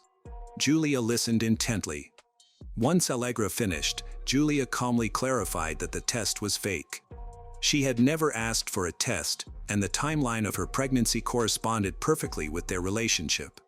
More importantly, she disclosed that she and Alexander were still living together, and he had never given her any indication that their relationship was ending. As the minutes passed, Allegra began to see the reality of the situation. She realized she had been deceived from the beginning. Her entire view of their relationship changed, and for the first time, she felt certain about the truth. Although she was hurt and disappointed, she held no resentment toward Julia. It became painfully clear that both women had fallen victim to the same web of lies. Their conversation lasted more than an hour as them shared details, gradually uncovering the full extent of Alexander's deceit. Eventually, they moved from seeing each other as rivals to feeling connected. In that moment, Julia made a decisive choice. She was finished with Alexander. Her future was for herself and her child. Alexander had no role in it now. Upon returning home, Julia confronted Alexander right away, revealing that she knew everything and that their relationship was over. He initially denied everything and then became defensive, accusing her of intruding into his private matters. However, Julia disregarded his excuses, firmly stated that she was leaving for Naples and didn't want any further contact with him. That evening, she texted her mother and sister to explain her decision. They fully supported her and offered assistance in any way they could. Julia reassured them, saying she needed to handle a few things in Milan first but would be home in a few days. After their conversation, Alexander realized he had lost control. Everything he had concealed was now revealed. Julia knew the truth about his double life, his lies, and his manipulation. She no longer trusted him or listened to his words. She had made a firm decision to leave him. That day, the tension between them reached. Julia ignored all of Alexander's attempts to engage her. She focused solely on packing her belongings, showing no emotion. Her silence only intensified his frustration. Alexander pleaded with her, insisting she was making a mistake, declaring his love, and urging her to reconsider, but Julia remained silent. His anger escalated as he raised his voice in desperation, seeking any reaction from her. When he realized she had made up her mind, a wave of uncontrollable rage consumed him. In a moment of blind fury, he grabbed a knife from the counter and attacked. Julia had no opportunity to defend herself. The assault was swift and precise. But for Alexander, it was not enough to stop there. Driven by panic and fear of being exposed, he continued his assault, losing all sense of restraint. Realizing he needed to eliminate the evidence, he dragged her to the bathroom. He poured alcohol over her and set her on fire, hoping the flames would destroy any evidence. However, the fire only caused burns and did not fully consume. Frantically, he grabbed rags, cleaning supplies, scrubbing the blood from the floor, walls, and furniture. Despite his efforts, the stains persisted. The apartment still resembled a crime scene. He understood that he couldn't completely erase what had happened, but he believed he could find a way to avoid being held responsible. Having failed to destroy the evidence through fire, he needed a new strategy. His first step was to stage her disappearance, making it seem like Julia had left on her own. He took her phone, began messaging her family and friends. Knowing they would be concerned if she suddenly went missing, he crafted messages to imply she had chosen to leave. He sent a brief, vague text to her mother, stating that she needed some time alone. Then, he messaged one of her friends, claiming that she had left but wasn't ready to discuss her whereabouts. He intended to buy himself some time to make it appear that Julia had simply vanished. However, his plan didn't stop there. He was aware that someone would eventually alert the authorities, so, on May 28, 2023, he went to the police and reported Julia missing.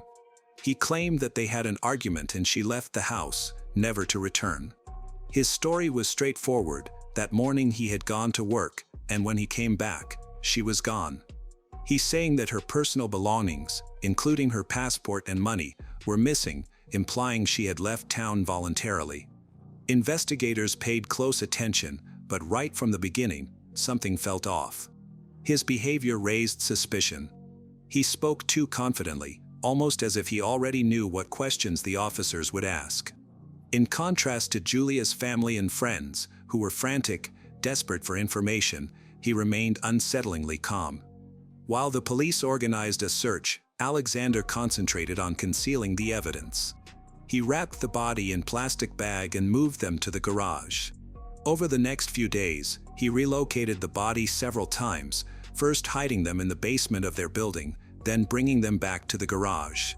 He was trying to find a way to get rid of them for good, but the longer he waited, the more mistakes he made.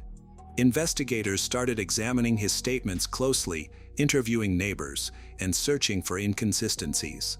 He thought he was still in control, but law enforcement was closing in. After Alexander reported Julia missing, the police followed their standard procedures for such cases. The first significant clue came when forensic specialists found traces of blood in his car.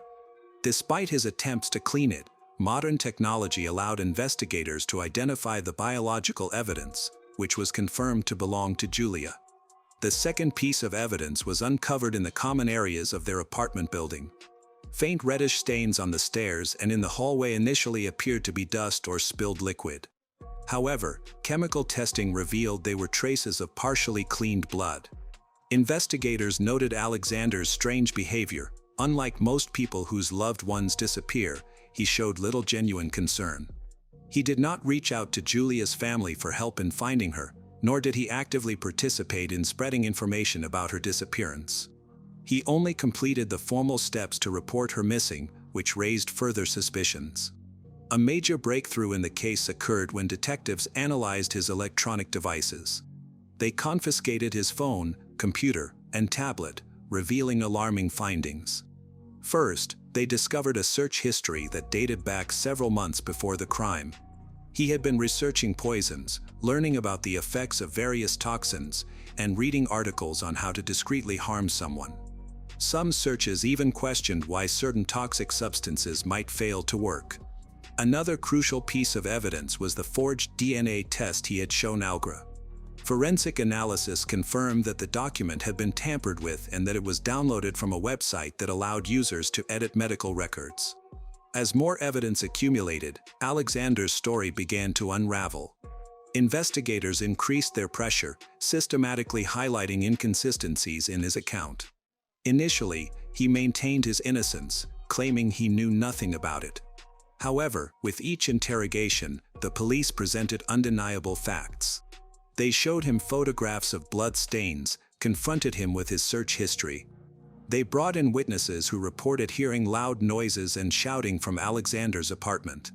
A significant breakthrough in the investigation happened when authorities examined Alexander's actions after Julia went missing. Surveillance cameras showed him making several trips to the garage, where he carried plastic bags inside and later came out empty-handed. Eventually, he confessed and revealed where he had hidden her body. On June 1, 2023, police found Julia's remains in a dense area near Sago.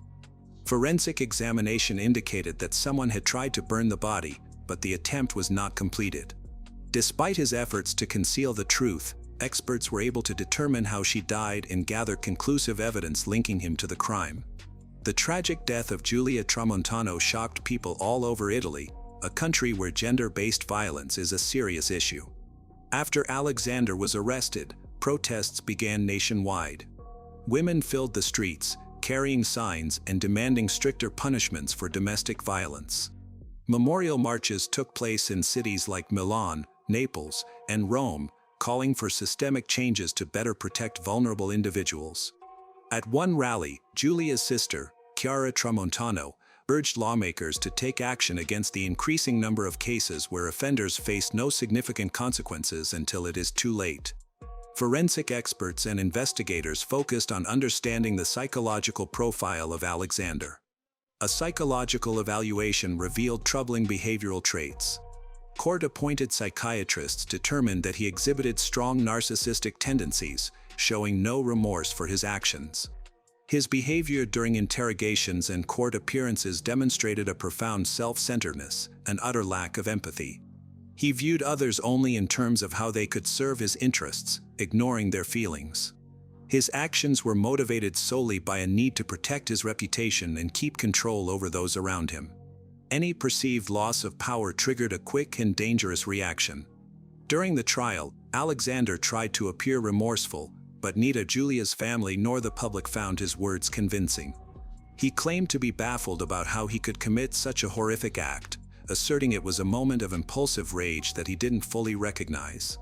However, prosecutors presented compelling evidence: his online searches for poisons, the attempted poisoning, the falsified DNA test, and the false report he filed with the police. Each piece of evidence demonstrated that the crime was premeditated. After Alexander's arrest, Algra decided to help the authorities. She provided them with her messages with him, revealing that he had lied to both her and Giulia. During the trial, Algra also testified about the fake DNA test and his many attempts to manipulate her. As a witness, she was called by prosecutors to confirm important details, including how Alexander concealed his double life, lied about Julia's pregnancy, and made excuses when the truth began to emerge. She realized that if she hadn't stumbled upon those photos on his phone, the truth could have remained hidden for much longer. During her testimony, she expressed the guilt she felt toward Julia, even though she too had been a victim of his lies. After the trial, Algra chose not to speak to journalists, stayed out of the public eye, and tried to create some distance from the tragedy. Reports suggest that she later left Milan for another city, hoping to rebuild her life. The court found Alexander Impagnatiel guilty of first-degree murder, highlighting aggravating factors such as the cruelty of the crime, the ongoing emotional abuse inflicted on the victim, and his intentional efforts to destroy evidence. He was sentenced to life in prison. In the judge's closing remarks, it was stated that such crimes cannot be justified as mere lapses in control or temporary emotional turmoil. Alexander's actions over several months showed a clear and deliberate intention to eliminate Julia. Julia's case serves as a tragic reminder of the risks posed by individuals who view their partners as possessions. It raised awareness and contributed to a larger movement aimed at protecting those who are still in danger. Julia Tramontano's radiant spirit, marked by her ambition, warmth, and unwavering resolve, continues to resonate far beyond the tragedy that claimed her life. Her courage in the face of betrayal and her dreams for her unborn child remain a powerful testament to the strength of the human heart. Through the tireless advocacy of her mother, Loredana Femiano, and sister, Chiara Tramontano, Julia's legacy fuels a growing movement to combat gender-based violence, inspiring communities to stand united for justice and protection. In every heart she touched, Julia's light shines on, a beacon of hope and a call to build a world where no one suffers in silence. Shanti Cooper was a devoted mother to her son, Jackson, 8, who she shared custody of with her ex-husband, Jim Cooper. After separating from Jim in 2013, Shanti was ready to begin dating again. She quickly realized that online dating had become the common way to meet people, so she decided to give it a try by creating a chat account. While exploring different profiles on the site, Shanti connected with a few men, but none impressed her quite like David Trance. David had also recently ended a year-long marriage, was looking for something fresh and exciting. Their relationship deepened through phone calls, text messages, and emails. After several months of getting to know each other, David made a significant decision to move to Orlando, Florida, to be closer to Shanti. Their relationship evolved into something more intimate, while Shanti remained committed to her son. She made sure that her time with David didn't compromise her responsibilities as a mother, always putting Jackson's well-being first and ensuring that everyone understood the importance of a healthy family dynamic. In 2015, Shanti and David relocated to Delaney Park, an upscale suburb close to downtown Orlando. This neighborhood is known for its beautiful environment and family-friendly atmosphere, attracting an affluent community. Delaney Park offers a high-quality lifestyle along with an excellent school system that delivers quality education. Its well-maintained landscapes and access to various amenities make it an attractive choice for families looking for a comfortable and safe home. In here, David bought a house for $600,000 in cash. The home is 4,000 square feet, featuring a pool, a garage, and an apartment above it. This spacious property offered them a comfortable living space with plenty of amenities. Shanti and David were excited to settle into their new house and start a new chapter in their lives. However, they soon noticed that some features of the home did not meet their expectations for the future. While they loved their new house, the upstairs bedrooms felt small and were not very functional. Facing this challenge, David and Shanti began a renovation project to turn their house into their dream home. Shanti, passionate about design and home improvement, agreed to fund the project. They hired a skilled team of contractors who completely dismantled the house to rebuild the upstairs bedrooms and create a new layout that met their vision. During the renovation, the bedrooms were unusable, so Shanti moved into the apartment above the garage. This arrangement allowed her to maintain her daily routine without interruption and provided a dedicated workspace. David, on the other hand, stayed in a makeshift area in the garage, spending quality time with their dogs. David became deeply invested in the restoration. It was no longer just a project but a vital part of his life.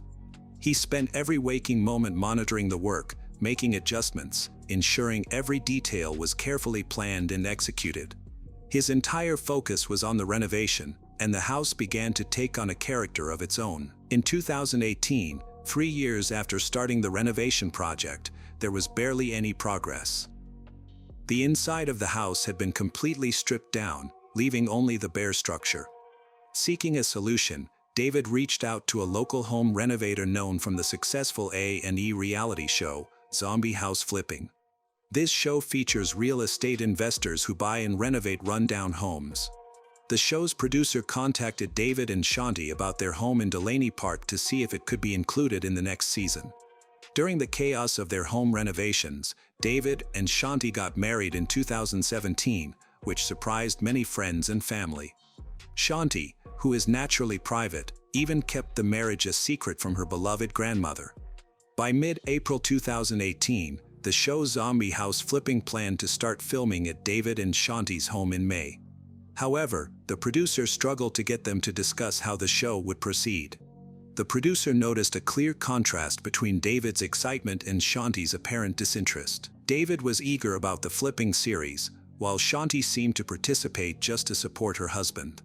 The tension over their home was evident, as Shanti had invested a lot of money in the renovations, yet her name wasn't even on the trust that owned the house. Although David promised to include Shanti on the trust, he did not follow through, leading to further issues in their relationship. By the end of April 2018, David and Shanti seemed to be doing well. However, on April 24, 2018, at 3:51 p.m., David called 911 in a panic, saying he had found his wife, Shanti, in the bathtub and that she wasn't breathing. During the call, David's screams were audible as he desperately tried to explain the situation. When the police arrived at their home, they discovered Shanti had passed away in the bathtub. The area was secured, and an investigation began, while David was taken to the police station for questioning. David recounted to investigators that the morning had started normally. He said Shanti woke up between 7 and 7:30 a.m. At around 9:30 a.m., he left for a 1-hour walk, leaving Shanti at home. When he returned, he claimed he took measurements for renovations. After that, David stated he left again around noon to take their dogs to an off-leash dog park near the Orlando Executive Airport. He mentioned that he frequently visited this park to let the dogs play and enjoy the open space. He added that he hadn't spoken to Shanti before leaving the house and assumed she was in the garage apartment relaxing. David told the detectives that after returning home from the dog park, he went outside to do yard work. He worked for about 30 minutes before deciding to go inside. Once inside, he heard water coming from the bathroom, which intrigued him, so he went to check it out. As he approached, he noticed that the bathroom door was slightly open. When he pushed it open, he was shocked to find his wife, Shanti, unconscious in the bathtub, with her body partially submerged in water. In a panic, he called 911 to report what he had found. During the interview, David mentioned that Shanti had been excited about their future and the plans they had for their home. They were both looking forward to a happy life together. Although David seemed distraught and his account of finding Shanti appeared credible, the detective had doubts. There were inconsistencies in his story that raised concerns. When police officers arrived at Trant's home after David's call, they noticed that the bathroom was completely dry, which would be unusual if David had genuinely tried to save his wife from a bathtub filled with water. This detail cast doubt on the truth of David's account. The extent of Shanti's injuries contradicted David's explanation of how she fell into the tub. When her body was examined at the crime scene, it was clear she had extensive blood and bruises that couldn't be attributed to just a fall. An autopsy determined that Shanti died from blunt force trauma and strangulation, marking her death as a homicide. These inconsistencies led the detective to question David about the differences in his account. The detective questioned David about the blood found on Shanti's bed. David claimed it was from her menstrual cycle, but the amount discovered was puzzling and raised more doubts. The detectives explored various theories about why David might have killed Shanti. To provoke a response from David, the detective inquired if their ongoing home renovations had anything to do with Shanti's death, but David denied any connection. The detective also asked if Shanti was upset with David because her name was not on the house title. David insisted that Shanti had no problem with that. The detective began to suspect that Shanti's death might be linked to her life insurance policy, which would pay out $250,000 to David. During the interview, detectives asked David whether Shanti's death was an accident related to rough intercourse. He denied harming her in any way. Despite his denial, the detectives believed there was enough evidence to implicate him in Shanti's murder. They thought he had pretended to cry during the 911 call and the interview to divert suspicion. However, before David left the police station, he agreed to take a polygraph test. It was late at night, and the detectives couldn't find a polygrapher to conduct the test right away, so they allowed David to go home. Before he left, he provided DNA samples, nail clippings, and fingerprints to the detectives for analysis and comparison with evidence from the crime scene. The detectives hoped these samples would help them find more evidence linking David to Shanti's murder. Investigators who looked into the crime scene at David and Shanti's home found several notable details. Shanti had one earring still on and another on her nightstand, along with her watch, which was also found on the nightstand at the time of her murder. These details were important to the detectives because they indicated that Shanti might have been getting ready for bed when she was attacked. Additionally, her cell phone was on the nightstand, but there had been no activity on it after 11:30 p.m. on April 23, 2018. The medical examiner's report showed that Shanti had no defensive wounds, suggesting she was caught off guard by the attack. Detectives theorized that Shanti was sitting on the edge of her bed, taking off her jewelry when David attacked her from behind, leading to her death. They believed David then moved her body into the bathtub. Another important discovery was that nothing seemed to have been stolen from the house, leading the detectives to rule out robbery as a motive. However, Shanti's $155,000 engagement ring was missing. As the investigation progressed, detectives found that David's description of his happy marriage with Shanti clashed with what others believed about their relationship. David often hid Jackson's toys and only returned them when Jackson asked for them. The detectives suspected that David was using these tactics to manipulate both Shanti and her son. While searching the garage where David was sleeping, they found an unplugged refrigerator filled with children's toys. This finding reinforced the detectives' belief that David was engaged in manipulative behavior by intermittently hiding Jackson's toys. David appeared to be trying to control the emotions of Shanti and her son. After detectives executed a search warrant at Shanti and David's home, they seized the couple's computers. On Shanti's computer, they discovered notes revealing her dissatisfaction with her marriage to David. In these notes, Shanti described David as cheap, controlling, and narcissistic. She wrote that he never paid when they went out to eat, and on the rare occasions he did, he would make excuses, claiming he forgot his wallet. Shanti shared feelings of sadness and loneliness, expressing her fear. She desired to no longer be part of their life together. She indicated that her mental unhappiness was largely due to her difficult interactions with David. Additionally, the notes showed that living in a house under construction added significant stress to her life. As the detectives investigated Shanti's murder, they uncovered significant information linking David to her death. It was found that Shanti had been hospitalized for 3 days prior to her body being discovered. The detectives learned that she had expressed worries about her eating habits, telling her nanny that she could no longer tolerate spicy foods or drink alcohol. Furthermore, Shanti was experiencing rapid weight loss, which raised more suspicion among the investigators. They were confused by the toxicology tests conducted during her autopsy, which did not reveal any toxic substances in her body. Despite the lack of evidence, they began to suspect that David might have been poisoning Shanti, but they were uncertain about the specific substance responsible, as nothing was detected in the tests. David had been married before he wed Shanti, which prompted detectives to investigate his previous marriage. They found out that his first wife, Carol, suffered from health problems similar to Shanti's. David met Carol on a blind date in 1997, and they married 2 years later.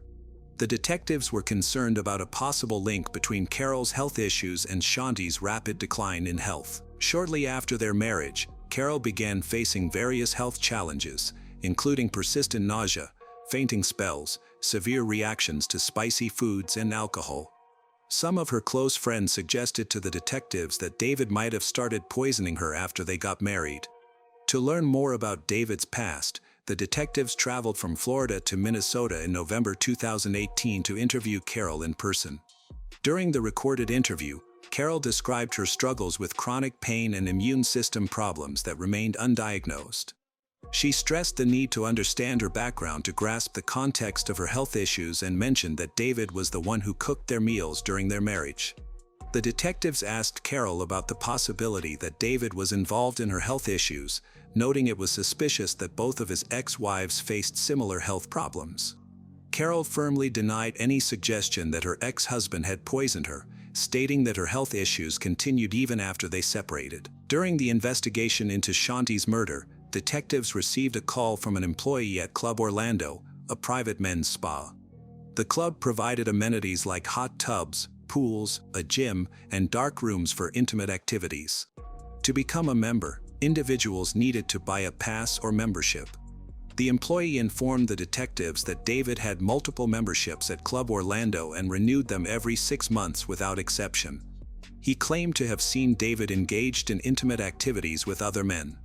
Conversations with Shanti's friends revealed that she would never accept her husband having same intimate relationships. This raised the question of whether Shanti had discovered David's actions and threatened to leave him. As the investigation progressed, the detectives thoroughly reviewed all evidence, including information from an employee at Club Orlando. They sought to find out if David's spa membership and the reported intimate activity could shed light on Shanti's death. When the forensic results arrived from the state crime lab, they revealed Shanti's DNA under David's fingernails and his fingerprints were the only ones found in the bathtub. This evidence contradicted David's story, in which he stated that Shanti had accidentally fallen while entering the tub. The detectives had anticipated finding Shanti's fingerprints in the tub as well, but they were absent. On August 29, 2018, David was arrested and charged with first-degree murder, and he was denied bail. His friends were shocked by the news, as they found it hard to believe he could be responsible for Shanti's murder. They suspected that the police were looking for an easy resolution and not thoroughly investigating to find the true culprit. However, the detectives carried out a detailed investigation, following all leads regarding Shanti's murder before making the arrest. Additionally, the detectives considered Shanti's ex-husband, Jim Cooper, as a potential suspect due to their rocky divorce, which raised concerns about whether Jim might have harmed Shanti. After interviewing Jim, the detectives were able to eliminate him as a suspect based on his alibi. After David was arrested, police searched his mother's home in Orlando, where he had been living. In a suitcase, they found Shanti's missing engagement ring, which had gone missing the night she was murdered. This discovery strengthened their case against David. On April 18, 2019, almost a year after Shanti's murder, prosecutor Ryan Vecchio was meeting with Orlando Police Inspector Teresa Sprague when David's attorney called. At the time, David was represented by Robert Mandel, who called after receiving Sprague's investigative report. After some deliberation, Robert Mandel informed him that he had hired private investigator Billy Lane from Prison Break Investigations to investigate the case and that he had some papers in his home. ASA Vecchio asked him where these papers came from and Robert informed him that they were taken from the loft apartment David was staying in at the time of the murder and that the police had missed them. He informed him that these papers had been packaged as evidence and kept by Billy Lane at his office in Lakeland and that they planned to test the blood and DNA at some point. They had now kept these papers for 11 months without revealing them. Inside the brown evidence bag, which was marked and labeled, were bed sheets, a fitted sheet, a pillowcase, and a pair of black socks. Police also found a green cord collected from the Trance home that had been found wrapped around a wooden beam from a ladder. Although the strangulation marks were not easily visible, Shanti had an unusual linear cut on the right side of her neck with possible strangulation marks on both sides. Using gloves and magnifying glasses, Investigators examined the entire cord for evidence of blood but found nothing that could be seen with the naked eye or under a magnifying glass. In July 2019, a jailhouse informant came forward with important details about a confession from David. The informant said that Shanti had found text messages on David's phone that exposed his intimate relationships with multiple men. This led to a heated argument where Shanti expressed her anger, threatened to expose him, and demanded a divorce. The informant claimed that David admitted to blacking out before he hit Shanti, which ultimately caused her death. Additionally, the informant stated he had known David before being incarcerated and had seen him at Club Orlando. He also revealed that David mentioned cambo, a toxic secretion from an Amazonian giant monkey frog used in controversial treatments. David had allegedly told the informant that this substance could be a poison that kills without leaving traces in a toxicology report. David's trial was postponed due to the global issue, which affected many legal proceedings across the country. As a result, there were significant delays in his case, lasting almost 2 years. Finally, in 2022, the trial began. However, it took an unexpected turn when both the defense and prosecution's medical experts evaluated David, determined that he was not competent to stand trial, concluding that he was experiencing severe symptoms of schizophrenia. In October 2023, after a 6-day trial, a jury found David Trance guilty, and he was sentenced to life in prison. Shanti's son, Jackson, now lives with her ex-husband, Jim Cooper. Shanti, a devoted mother and woman searching for love, stability after a difficult divorce, fell victim to David Trance's manipulative and violent betrayal. Her death at their Delaney Park home, amid a stalled renovation that symbolized the breakdown of their marriage, underscored the dangers of broken promises and hidden motives. David's sentencing in October 2023 brought justice, but it did not erase the pain endured by Shanti's son, Jackson, and her loved ones.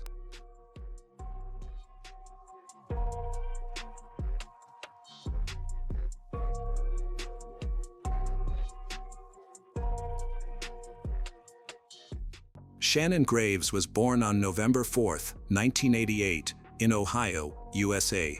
She was raised by her mother, a single mother. Everything changed when her mother met Ronnie DePaul, who became a father figure in her life.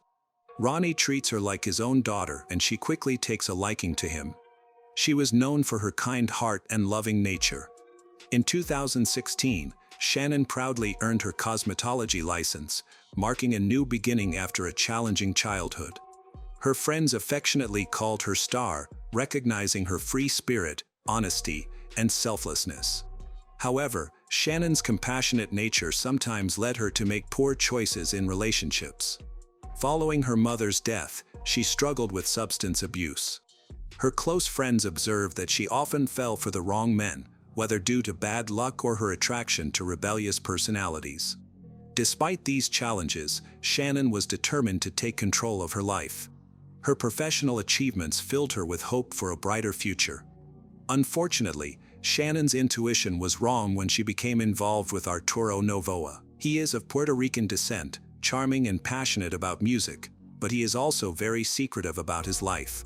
This secrecy likely stemmed from his lengthy criminal history, which began in 2004 with arrests for assault and property damage. A few months later, he faced charges of escaping from prison and obstructing public service. In 2006, he was charged with felony fleeing after a police chase, followed by aggravated arson charges. After serving his prison term, he was arrested again for trespassing in 2008 after being evicted from his residence. In 2010, he faced additional charges related to weapons and unlawful entry. Court records indicate that he was a man addicted to criminal activity and made a living by illegal means. When Shannon and Arturo began dating in the summer of 2016, everything seemed to be going well. She introduced him to her family and started spending more time at his home. That same year, she got a puppy, which brought her joy and companionship. During the holiday season, she celebrated with her family, enjoying food, laughter, and gift exchanges. This gathering would unknowingly be the last time the family would be together. 2 months later, while with Arturo, Shannon briefly encountered her sister, Debbie DePaul. They discussed Debbie's upcoming birthday in March, for which Shannon was already making plans. However, when the day came, she did not attend, an unusual absence. Initially, her family thought she was just busy and would arrive later, but she never came.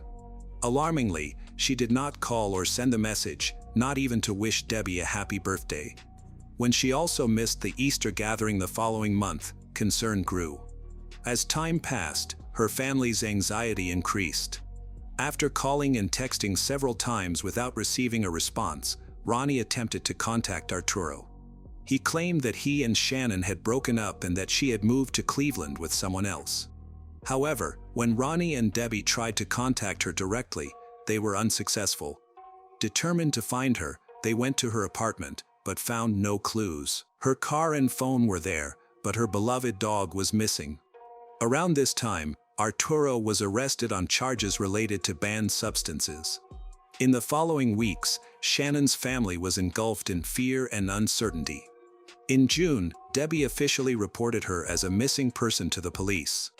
In their report, family members acknowledged Shannon's past struggles with addiction but highlighted that she had never gone this long without contacting them.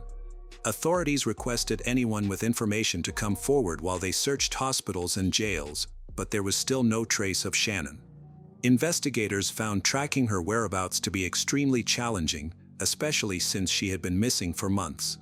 They filed a request for her phone records and began looking into her personal life, noting that she often spent long periods of time with her boyfriend, Arturo, before her disappearance.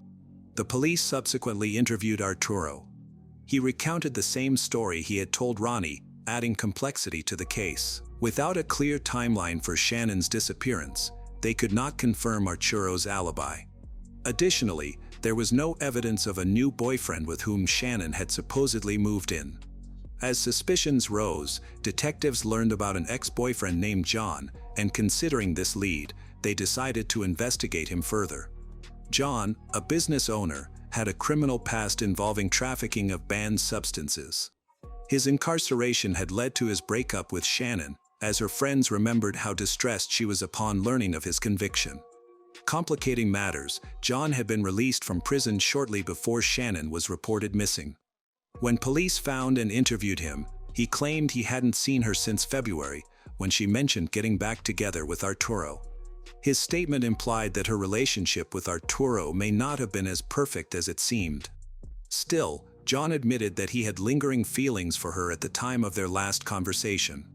With two potential suspects but no clear evidence, police were having a hard time getting their case off the ground. When Shannon's phone records were finally released, investigators hoped to glean vital information.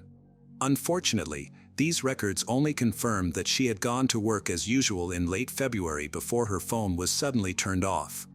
The number had since been reassigned to someone else, and around that same time, all activity on her credit cards also came to a halt. The investigators had no idea that the answer to the case was about to emerge, but in the most frightening way. On July 30th, a man from Youngstown called 911 to report a shocking discovery. He told the operator that he had found human remains inside black garbage bags, and most disturbingly, the head was missing. Upon receiving the signal, rescue workers notified the police, who quickly arrived at the home of the caller, Kenny Eschenbaugh, and his wife, Jill. While forensic experts investigated the remains, Kenny and Jill were brought in for questioning. According to their testimony, the freezer containing the body parts belonged to a friend. A week prior, this friend had asked Kenny and Jill to store it in their basement, claiming it was filled with meat he didn't want to spoil. On July 29th, Jill decided to cook spaghetti and meatballs for dinner and thought she could use some meat from the freezer, planning to replace it later. However, when she approached the freezer, she found it locked. Assuming their friend was just being eccentric, she used a screwdriver to pry it open. To her horror, instead of meat, she found bags filled with what turned out to be human remains. Feeling nauseated, she quickly shut the freezer and called for Kenny. Together, they cautiously opened one of the bags and discovered a human foot. Since Kenny and Jill's stories matched perfectly when questioned separately, they were quickly ruled out as suspects. Investigators then turned their attention to the friend who had left the freezer in their home, named Anthony Gonzalez. Kenny explained that he had met Anthony 4 years earlier through a mutual friend, bonding over their shared interest in music. Although they hung out occasionally, Kenny found Anthony to be unpredictable and sometimes aggressive. Despite being cooperative, the identity of the victim remained a mystery until forensic experts discovered a scorpion tattoo on one of the feet, matching a tattoo belonging to Shannon, a woman who had recently disappeared. While more tests were planned, it increasingly appeared that the remains belonged to her. This left investigators with a concerning question: how and when was Shannon placed in the freezer? Shortly afterward, the lead prosecutor in Ohio held a press conference to discuss this chilling case, which was rapidly becoming one of the most disturbing in recent history. Although the medical examiner couldn't determine the cause of death without the victim's head, Shannon was positively identified through fingerprint analysis. Her family was heartbroken to learn the truth about their beloved daughter, discovering that her fate was far worse than they had ever imagined. Shannon's family and friends gathered in a local park for a candlelight vigil to remember her. Debbie, one of the attendees, told reporters that she believed Shannon has found peace.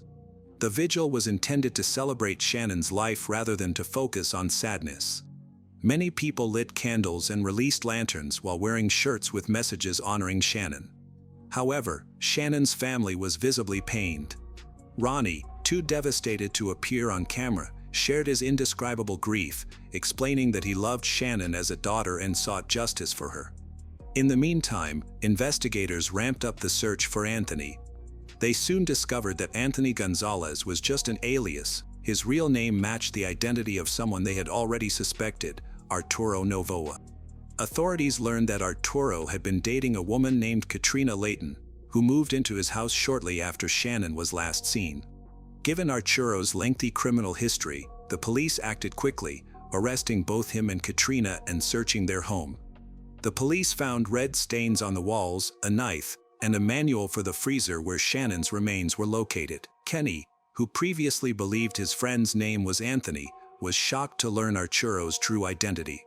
He wasn't the only one confused. Arturo often used different names, possibly to conceal his past involving activities related to banned substances. During questioning, Arturo remained composed, repeatedly denying any connection to Shannon's death and claiming ignorance about her whereabouts. He also distanced himself from the freezer. Katrina supported his claims, but their story began to unravel when police discovered a key among her belongings that fit the freezer's lock, linking them to the crime and ensuring they remained in custody. As the investigation continued, Shannon's ex-boyfriend John played a crucial role in uncovering additional information.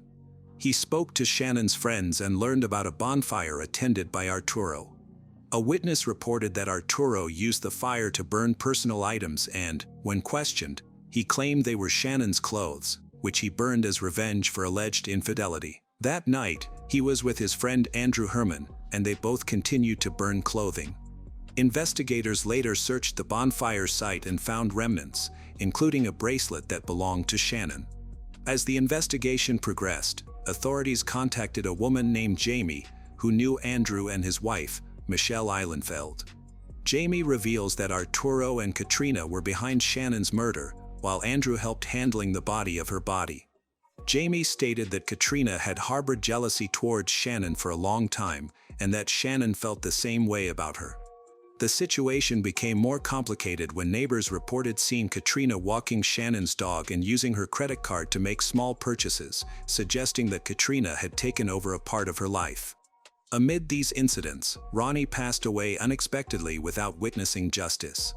Debbie, overwhelmed with sorrow, sought therapy while caring for her younger brother and Shannon's cherished dog. Meanwhile, Andrew and Michelle were placed in pretrial detention. Authorities gathered a wealth of evidence that Michelle had threatened witnesses, interfered with the investigation, and covered up the crime. As the case went to the jury, the truth of what happened became clearer. On February 24, 2017, Arturo killed Shannon, likely with Katrina present. He later called Andrew to assist him in handling the body. They disposed of her head, stored other body parts in their freezer, and discarded some remains in an undisclosed location that authorities have yet to find. The prosecutor stated that Arturo was merely a small-time dealer of banned substances, acting out of jealousy over Shannon's finances. Katrina, on the other hand, wanted Shannon to keep her distance so she could pursue a relationship with Arturo. Facing the death penalty, the four defendants ultimately accepted plea deals. Arturo Novoa received a life sentence for murdering Shannon. Katrina Layton was sentenced to 18 years, Andrew Herman to 12 years, and Michelle Eilenfeld to 2 years. Arturo attempted to appeal his sentence, but it was upheld. To keep the memory of Shannon alive, Debbie created a social media page dedicated to her younger sister, where she frequently shares pictures of her pet dog. She frequently visits Shannon's grave, where she has established a special ritual. After cutting the grass, Debbie spray paints a large pink heart next to the headstone, which was Shannon's favorite color. In a local interview a few years later, Debbie recalled the devastating call she received about the partial discovery of Shannon's remains. Currently, the investigators who helped convict Arturo are still searching for the missing parts of Shannon's remains. Debbie remains hopeful that they will be found someday as she continues to honor her sister's memory through her dedicated online tribute. Luisa Fernanda Garces Perez was born in Villa Maria. Luisa had a younger brother who was 2 years her junior. The siblings were very close, communicated well, and supported each other from a young age. Their father, Giovanni Garces, frequently worked long hours in warehouses, often taking night shifts to provide for the family. He often came home early in the morning, slept until the evening, and then returned to work. Despite the exhausting nature of his job, Giovanni always made time for his family. Luisa's mother primarily focused on managing the household and caring for her children instead of working outside the home. The grandparents, particularly on the father's side, played a significant role in their lives. Since they lived nearby, the children frequently visited and often stayed overnight. People who knew Luisa well described her as kind, intelligent, and lively. She was dedicated and responsible in her studies, earning good grades in all her subjects. Luisa was convinced that her academic success would lead to a brighter future and a more comfortable life than her parents had. Luisa was very sociable and had formed strong friendships with her classmates. They spent a lot of time together, studying and enjoying their free time. The group had always been close. However, in January 2014, things started to change. Many people noticed that Luisa began to distance herself from her friends. She went from being active and friendly to feeling irritated, even aggressive. It seemed like she was constantly looking for reasons to argue. Some thought this behavior was just a typical part of her teenage years. However, her conflicts with classmates increased, and she started to challenge her teacher's authority, creating many problems in her class. This was a sharp contrast to her previous compliant behavior. In July 2014, the school administration reached out to Luisa's family to recommend her removal from the school because of her disruptive behavior and the negative impact she was having on her classmates. Luisa, who had previously been a dedicated student, started to struggle in most subjects and underwent significant changes in her behavior. Her family attempted to communicate with her to understand what was happening, but Luisa remained distant and emotionally unavailable, unwilling to talk or share the reasons for her sudden transformation. Luisa's father was very worried. He tried several times to talk to her openly to figure out what was going on. He couldn't help but remember his kind and cheerful daughter, who now seemed so serious and rarely smiled. Even his father, who was once very close to her, couldn't reach her. She stubbornly refused to open up. Ultimately, Giovanni had to accept that this behavior was simply a part of her adolescence and hormonal changes. By August 2014, her parents had been divorced for 8 months. The primary issue in their marriage was her mother's struggle with alcohol. Her father also suspected that her mother was unfaithful and was often drunk, acted irresponsibly towards their children. As a result, after the divorce, Giovanni took responsibility for their daughter Luisa and her younger brother, raising them as a single father while their mother moved to another city to start a new life. Giovanni was concerned when the situation did not improve, so he thought a change of scenery might help. he contacted his sister, Maria, who lived in a nearby city. Maria agreed to take Luisa in for a while. At first, she frequently called Giovanni to report that Luisa was doing well and her behavior had improved a bit. However, once Luisa settled into the new environment, she became more withdrawn and aggressive again. Suspecting something was wrong, Maria reached out to social services for help. A psychologist assessed Luisa and later informed Maria of distressing news. He believed the girl's mental state suggested she might have been abused. Maria was taken aback and immediately called Giovanni to share this information. Giovanni was shocked by the news from the social worker. Although he did not want to believe that his daughter could be a victim of abuse, he recognized that her behavior aligned with signs of such trauma. Luisa's mother remained calm and reserved, but Giovanni was deeply worried about his daughter. He wanted to understand how this could happen and who might be involved. Now, he felt compelled to investigate whether the social worker's claim was true. Initially, he spoke with his sister and concluded that he needed to have a direct conversation with his daughter. After a short time, on August 19, 2014, Luisa came back to her father. They faced a tough discussion. Giovanni chose to be straightforward and immediately asked if she had been abused. Luisa could not speak and started to cry, which made her father realize the truth. All of the hurt, anger, and frustration that Luisa had been carrying came pouring out. She didn't share every detail, but according to Luisa, at the end of January 2014, when her father left for his night shift again, a friend of her mother came to visit. The two women began to drink together. Soon after, a man whom Luisa had never met arrived.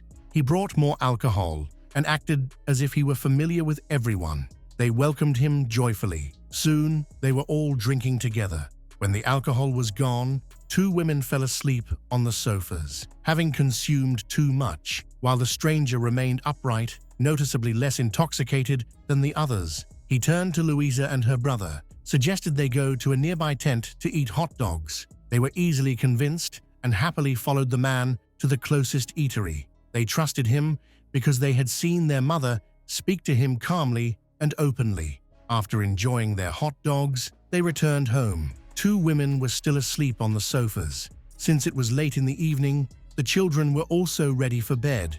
As soon as they got back inside, they went straight to their bedroom. Almost immediately, the man walked into the room. He offered Luisa's brother 50,000 Colombian pesos, which was a day's wages at that time, and a tempting offer for the young boy, told him to go to bed with his mother. Not realizing the man's true intentions, Luisa's brother took the money and followed his instructions to leave the room. The man then warned him not to come back for any reason. Luckily, Luisa's brother found it difficult to sleep. A few minutes later, Luisa's brother heard his sister crying softly from the children's bedroom.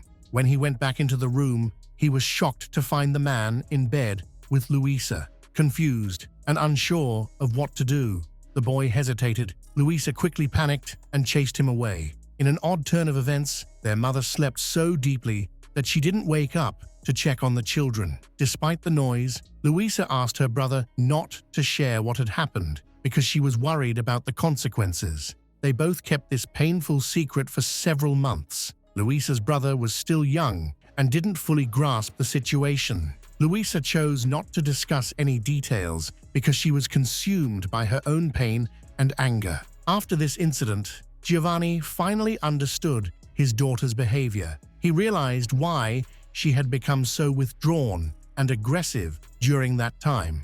Naturally, he was furious with his ex-wife for letting a stranger be in the house with their children while he was at work. Giovanni felt she had contributed to the attack on their daughter. He was terrified to think about what could have happened if his son hadn't woken up and scared away the attacker. The children had been at risk that whole evening. However, Giovanni quickly called his ex-wife to tell her what had happened and to blame her for it. She defended herself, saying she had no idea anything like this would happen. She stated that she didn't even know the man's name since he wasn't a close friend. The group had only met a few times. Giovanni realized that his ex-wife was merely covering for the criminal, which was an even greater blow to him. After recovering from the shock, Giovanni was determined to confront the situation. He took Luisa for a medical checkup to ensure her health and officially document the attack so they could report it to the police. He filed a report with the police and then returned home. Now, they awaited updates from law enforcement, hoping to see the perpetrator brought to justice soon. The next day, August 20th, 2014, Giovanni started his usual night shift at the warehouse. After these shifts, he was always exhausted and went straight to bed. That morning was no different. He saw his daughter doing her homework, and they exchanged a few words before he told her he was going to sleep since he needed to rest. This meant he would wake up around 7 or 8 p.m. During this time, Luisa was on her own, but her grandparents often visited her. She usually found activities to keep herself occupied and stayed at home. When Giovanni woke up, he noticed that Luisa was not there. He wasn't overly worried at first, thinking she might be at his parents' house nearby. Giovanni headed to work for his night shift and decided to call his father to check on Luisa. However, his father informed him that he had not seen her. She had visited them in the morning, but had returned home afterward. This news made Giovanni anxious. To avoid panicking, he reached out to friends and family who might know her whereabouts, but no one had seen her. Additionally, Luisa's brother spent the entire day with their grandfather, which increased their concern. Giovanni took a leave of absence from work and, along with his parents, started searching for his daughter. They were very concerned, believing that Luisa was still in danger. On August 21st, 2014, after a long night of searching without success, they returned to the police station to report their child's disappearance. As soon as they filed the report, a public announcement was made and many flyers were printed. Pictures of Luisa, along with her description and details about her disappearance, were distributed around the city to seek information. On the same day, witnesses reported seeing Luisa in various cities. Some said she was wandering the streets, while others claimed she was with a group of men. This news was concerning, but also offered a glimmer of hope. Sadly, subsequent searches turned up nothing. Giovanni's anxiety grew with each passing moment. He struggled to eat or sleep, consumed by worry for his daughter's safety. Law enforcement did not stay idle. As soon as they received the report, they started searching for Luisa right away. The detectives treated the situation with great seriousness, particularly because of the abuse allegation. It felt too coincidental.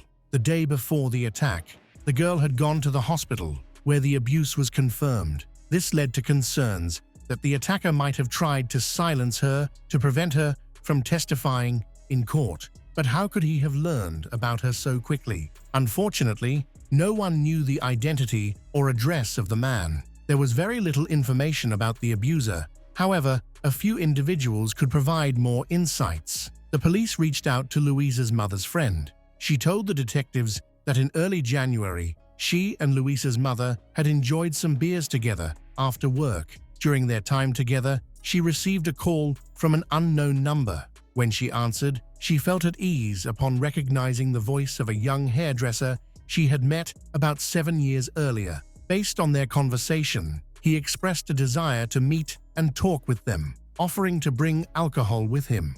She readily accepted his suggestion. Luisa's mother's deception was uncovered when it was revealed that she had known the man for a long time. At that moment, the police came up to her. Luisa's mother admitted that the man was her ex-friend, who had been released from prison in early January 2014. She had visited him multiple times while he was in prison. When Luisa's father found out all the details, he was enraged and couldn't understand how she had let such a dangerous man approach her children. However, his main concern at that moment was finding out where Luisa was. Luisa's mother, who was still protecting the suspected, was brief and told the detectives that she didn't know his full name. Everyone who knew him referred to him as Peluco. When investigators sought more information from her, she became hostile and firmly refused to share any details about her personal life or history. Despite the fact that such information could assist in locating her daughter, it appeared that she was indifferent to the well-being of her 13-year-old girl. Unfortunately for police, neither woman was able to provide enough information to help find the man. Giovanni and his father were greatly affected by this setback, as they had been searching for a long time. To gather information, Luisa's grandfather disguised himself as a homeless man and wandered through the city's dangerous areas. Unfortunately, he did not manage to uncover any useful information. On August 26, 2014, a fisherman visited the police station to report a finding. That morning, he had discovered a body along the banks of the Cauca River. When the investigators arrived at the scene, they found a dismembered body with parts scattered around, suggesting that wild animals had disturbed the remains. Initially, many of the body parts were missing, but they did find some legs that were tied together with shoelaces. All of these remains were inside a bag. Additionally, a strand of hair was found within the bag, and this limited evidence was carefully collected for identification. Reports of disappearances in the area were checked against recent appeals. The concerns raised by Giovanni about the missing girls were the most closely related. Clothes found on the body matched those of Luisa. DNA samples were taken from Luisa's father to compare with the remains. After 2 months, in October, the results came in. The human remains found by the riverbank were identified as belonging to Luisa. By this time, additional body parts had also been found. A thorough forensic examination revealed that Luisa died from a severe blow to the right side of her head. Her family was heartbroken upon hearing this news. The elderly grandfather expressed that this was the most tragic event he had ever faced in his long life. The investigation's findings were disheartening. Luisa's body showed no evidence of foreign DNA or biological fluids because of the effects of water, leaving uncertainty about whether she had been abused before her death. No fingerprints or other evidence suitable for examination were found on the bag, and the hair discovered on it belonged to Luisa. There were no signs pointing to a suspect. Additionally, investigators have not yet been able to determine the full name of the man who abused Luisa and is likely connected to her death. Luisa's grandfather took action in response to his granddaughter's death. He put up a black and white flag on the front of his house. He explained that the white color symbolizes his granddaughter's purity, while the black represents mourning. He vowed to keep the flag up until the people responsible for her death are apprehended. He continued his efforts even more. At the top of the house, he installed a cross with purple edges to symbolize his sorrow. The sides of the cross were decorated with green garlands, and the center featured red garlands. The green represented his hope that the police would catch the criminals, while the red symbolized the blood shed by his granddaughter. Detectives resumed interviewing the victim's family acquaintances individually. It was during this process that one of Luisa's friends provided crucial information. The schoolboy reported seeing Luisa on the day she went missing. The boy was aware that Giovanni had returned home from his night shift and was resting.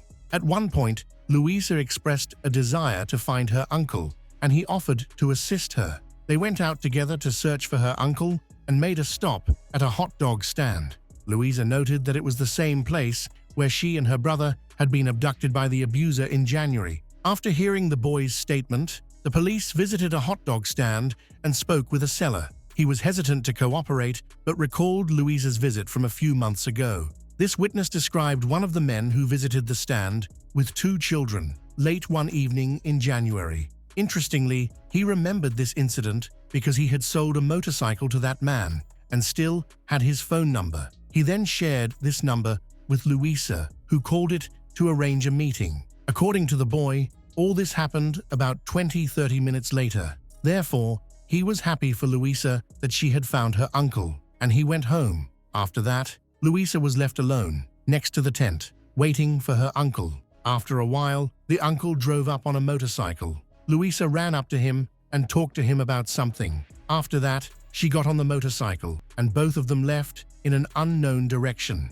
According to the seller, a few days later, he saw a picture of Luisa in a report about her disappearance, but only now connected all these events. Investigators were amazed that so many people knew who they were talking about, but no one could even provide a name for the suspect. After the story of the classmate and the hot dog seller, there were even more questions. Why was Luisa searching for this man so much? Why did she call him uncle and communicate with him? Why did she leave with a dangerous man? It all sounded absurd. In any case, it was necessary to get the name of this person. The police returned to analyzing the information they had. Since Luisa's mother claimed to have visited this person in prison, it became possible to trace these visits. They decided to check this lead, but it took even longer to check the archives. In December 2014, detectives made an important discovery. Luisa's mother had visited Gabriel Jaime Marulanda Sepulveda, who was 43 years old at the time. Investigating Gabriel's background shed light on why witnesses claimed they didn't recognize him. Since 1995, he had a lengthy criminal history, including various offenses, the most severe being the murder of a student at Universidad Nacional de Bogotá. His record included robberies, assaults, domestic violence, illegal possession of weapons, and escaping from prison, along with several incidents where he was not convicted. Overall, he had been arrested 13 times and faced trial 8 times. He was released for the murder charge at the end of 2013. During this period, he had multiple relationships and 3 children. This information contradicted witness statements, leading to suspicions that they may have been intimidated or that Gabriel had misrepresented himself. When the photo of the suspect was shown to Luisa's brother, he instantly recognized him. The investigators also verified the suspect's connection to Gabriel by checking the phone number obtained from a hot dog seller. However, there was no direct evidence linking him to Luisa's murder. To investigate further, the authorities reviewed his phone records and tracked his geolocation, discovering that his mobile phone was located precisely at the site where Luisa's body was found. On August 21st, around 5:30 p.m., the day after her disappearance, he tried to dispose of the body at that location.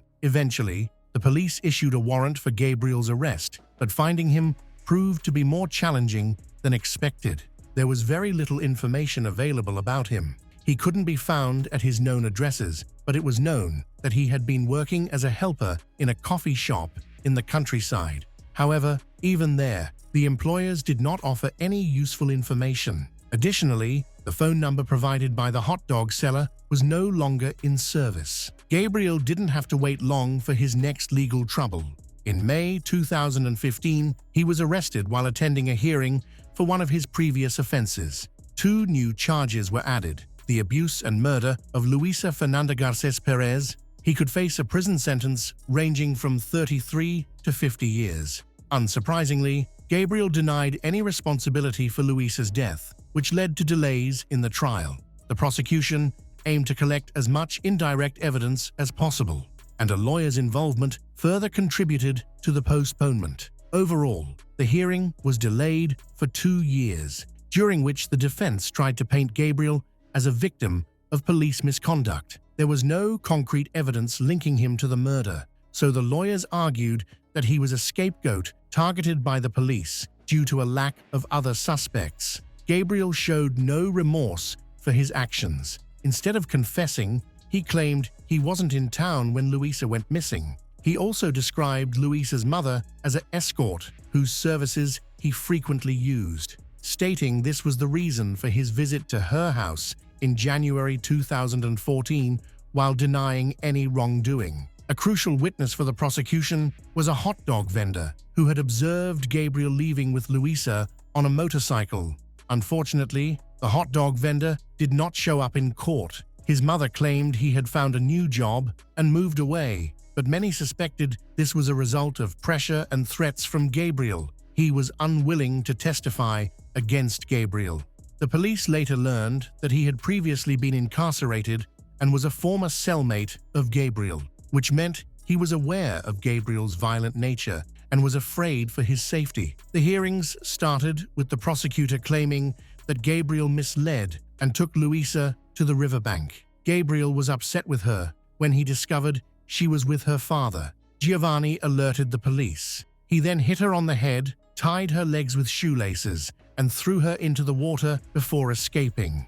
Evidence included witness testimonies and mobile phone records. Ultimately, Gabriel Jaime Marulanda Sepulveda was sentenced to between 25 and 41 years in prison for Luisa's murder and 9 years for the abuse, for a total of 34 to 50 years. Despite the fact that Luisa's family achieved justice, many questions remained unanswered. The criminal never confessed why Louise called him uncle, why she met with him willingly, or why she left with him on a motorcycle.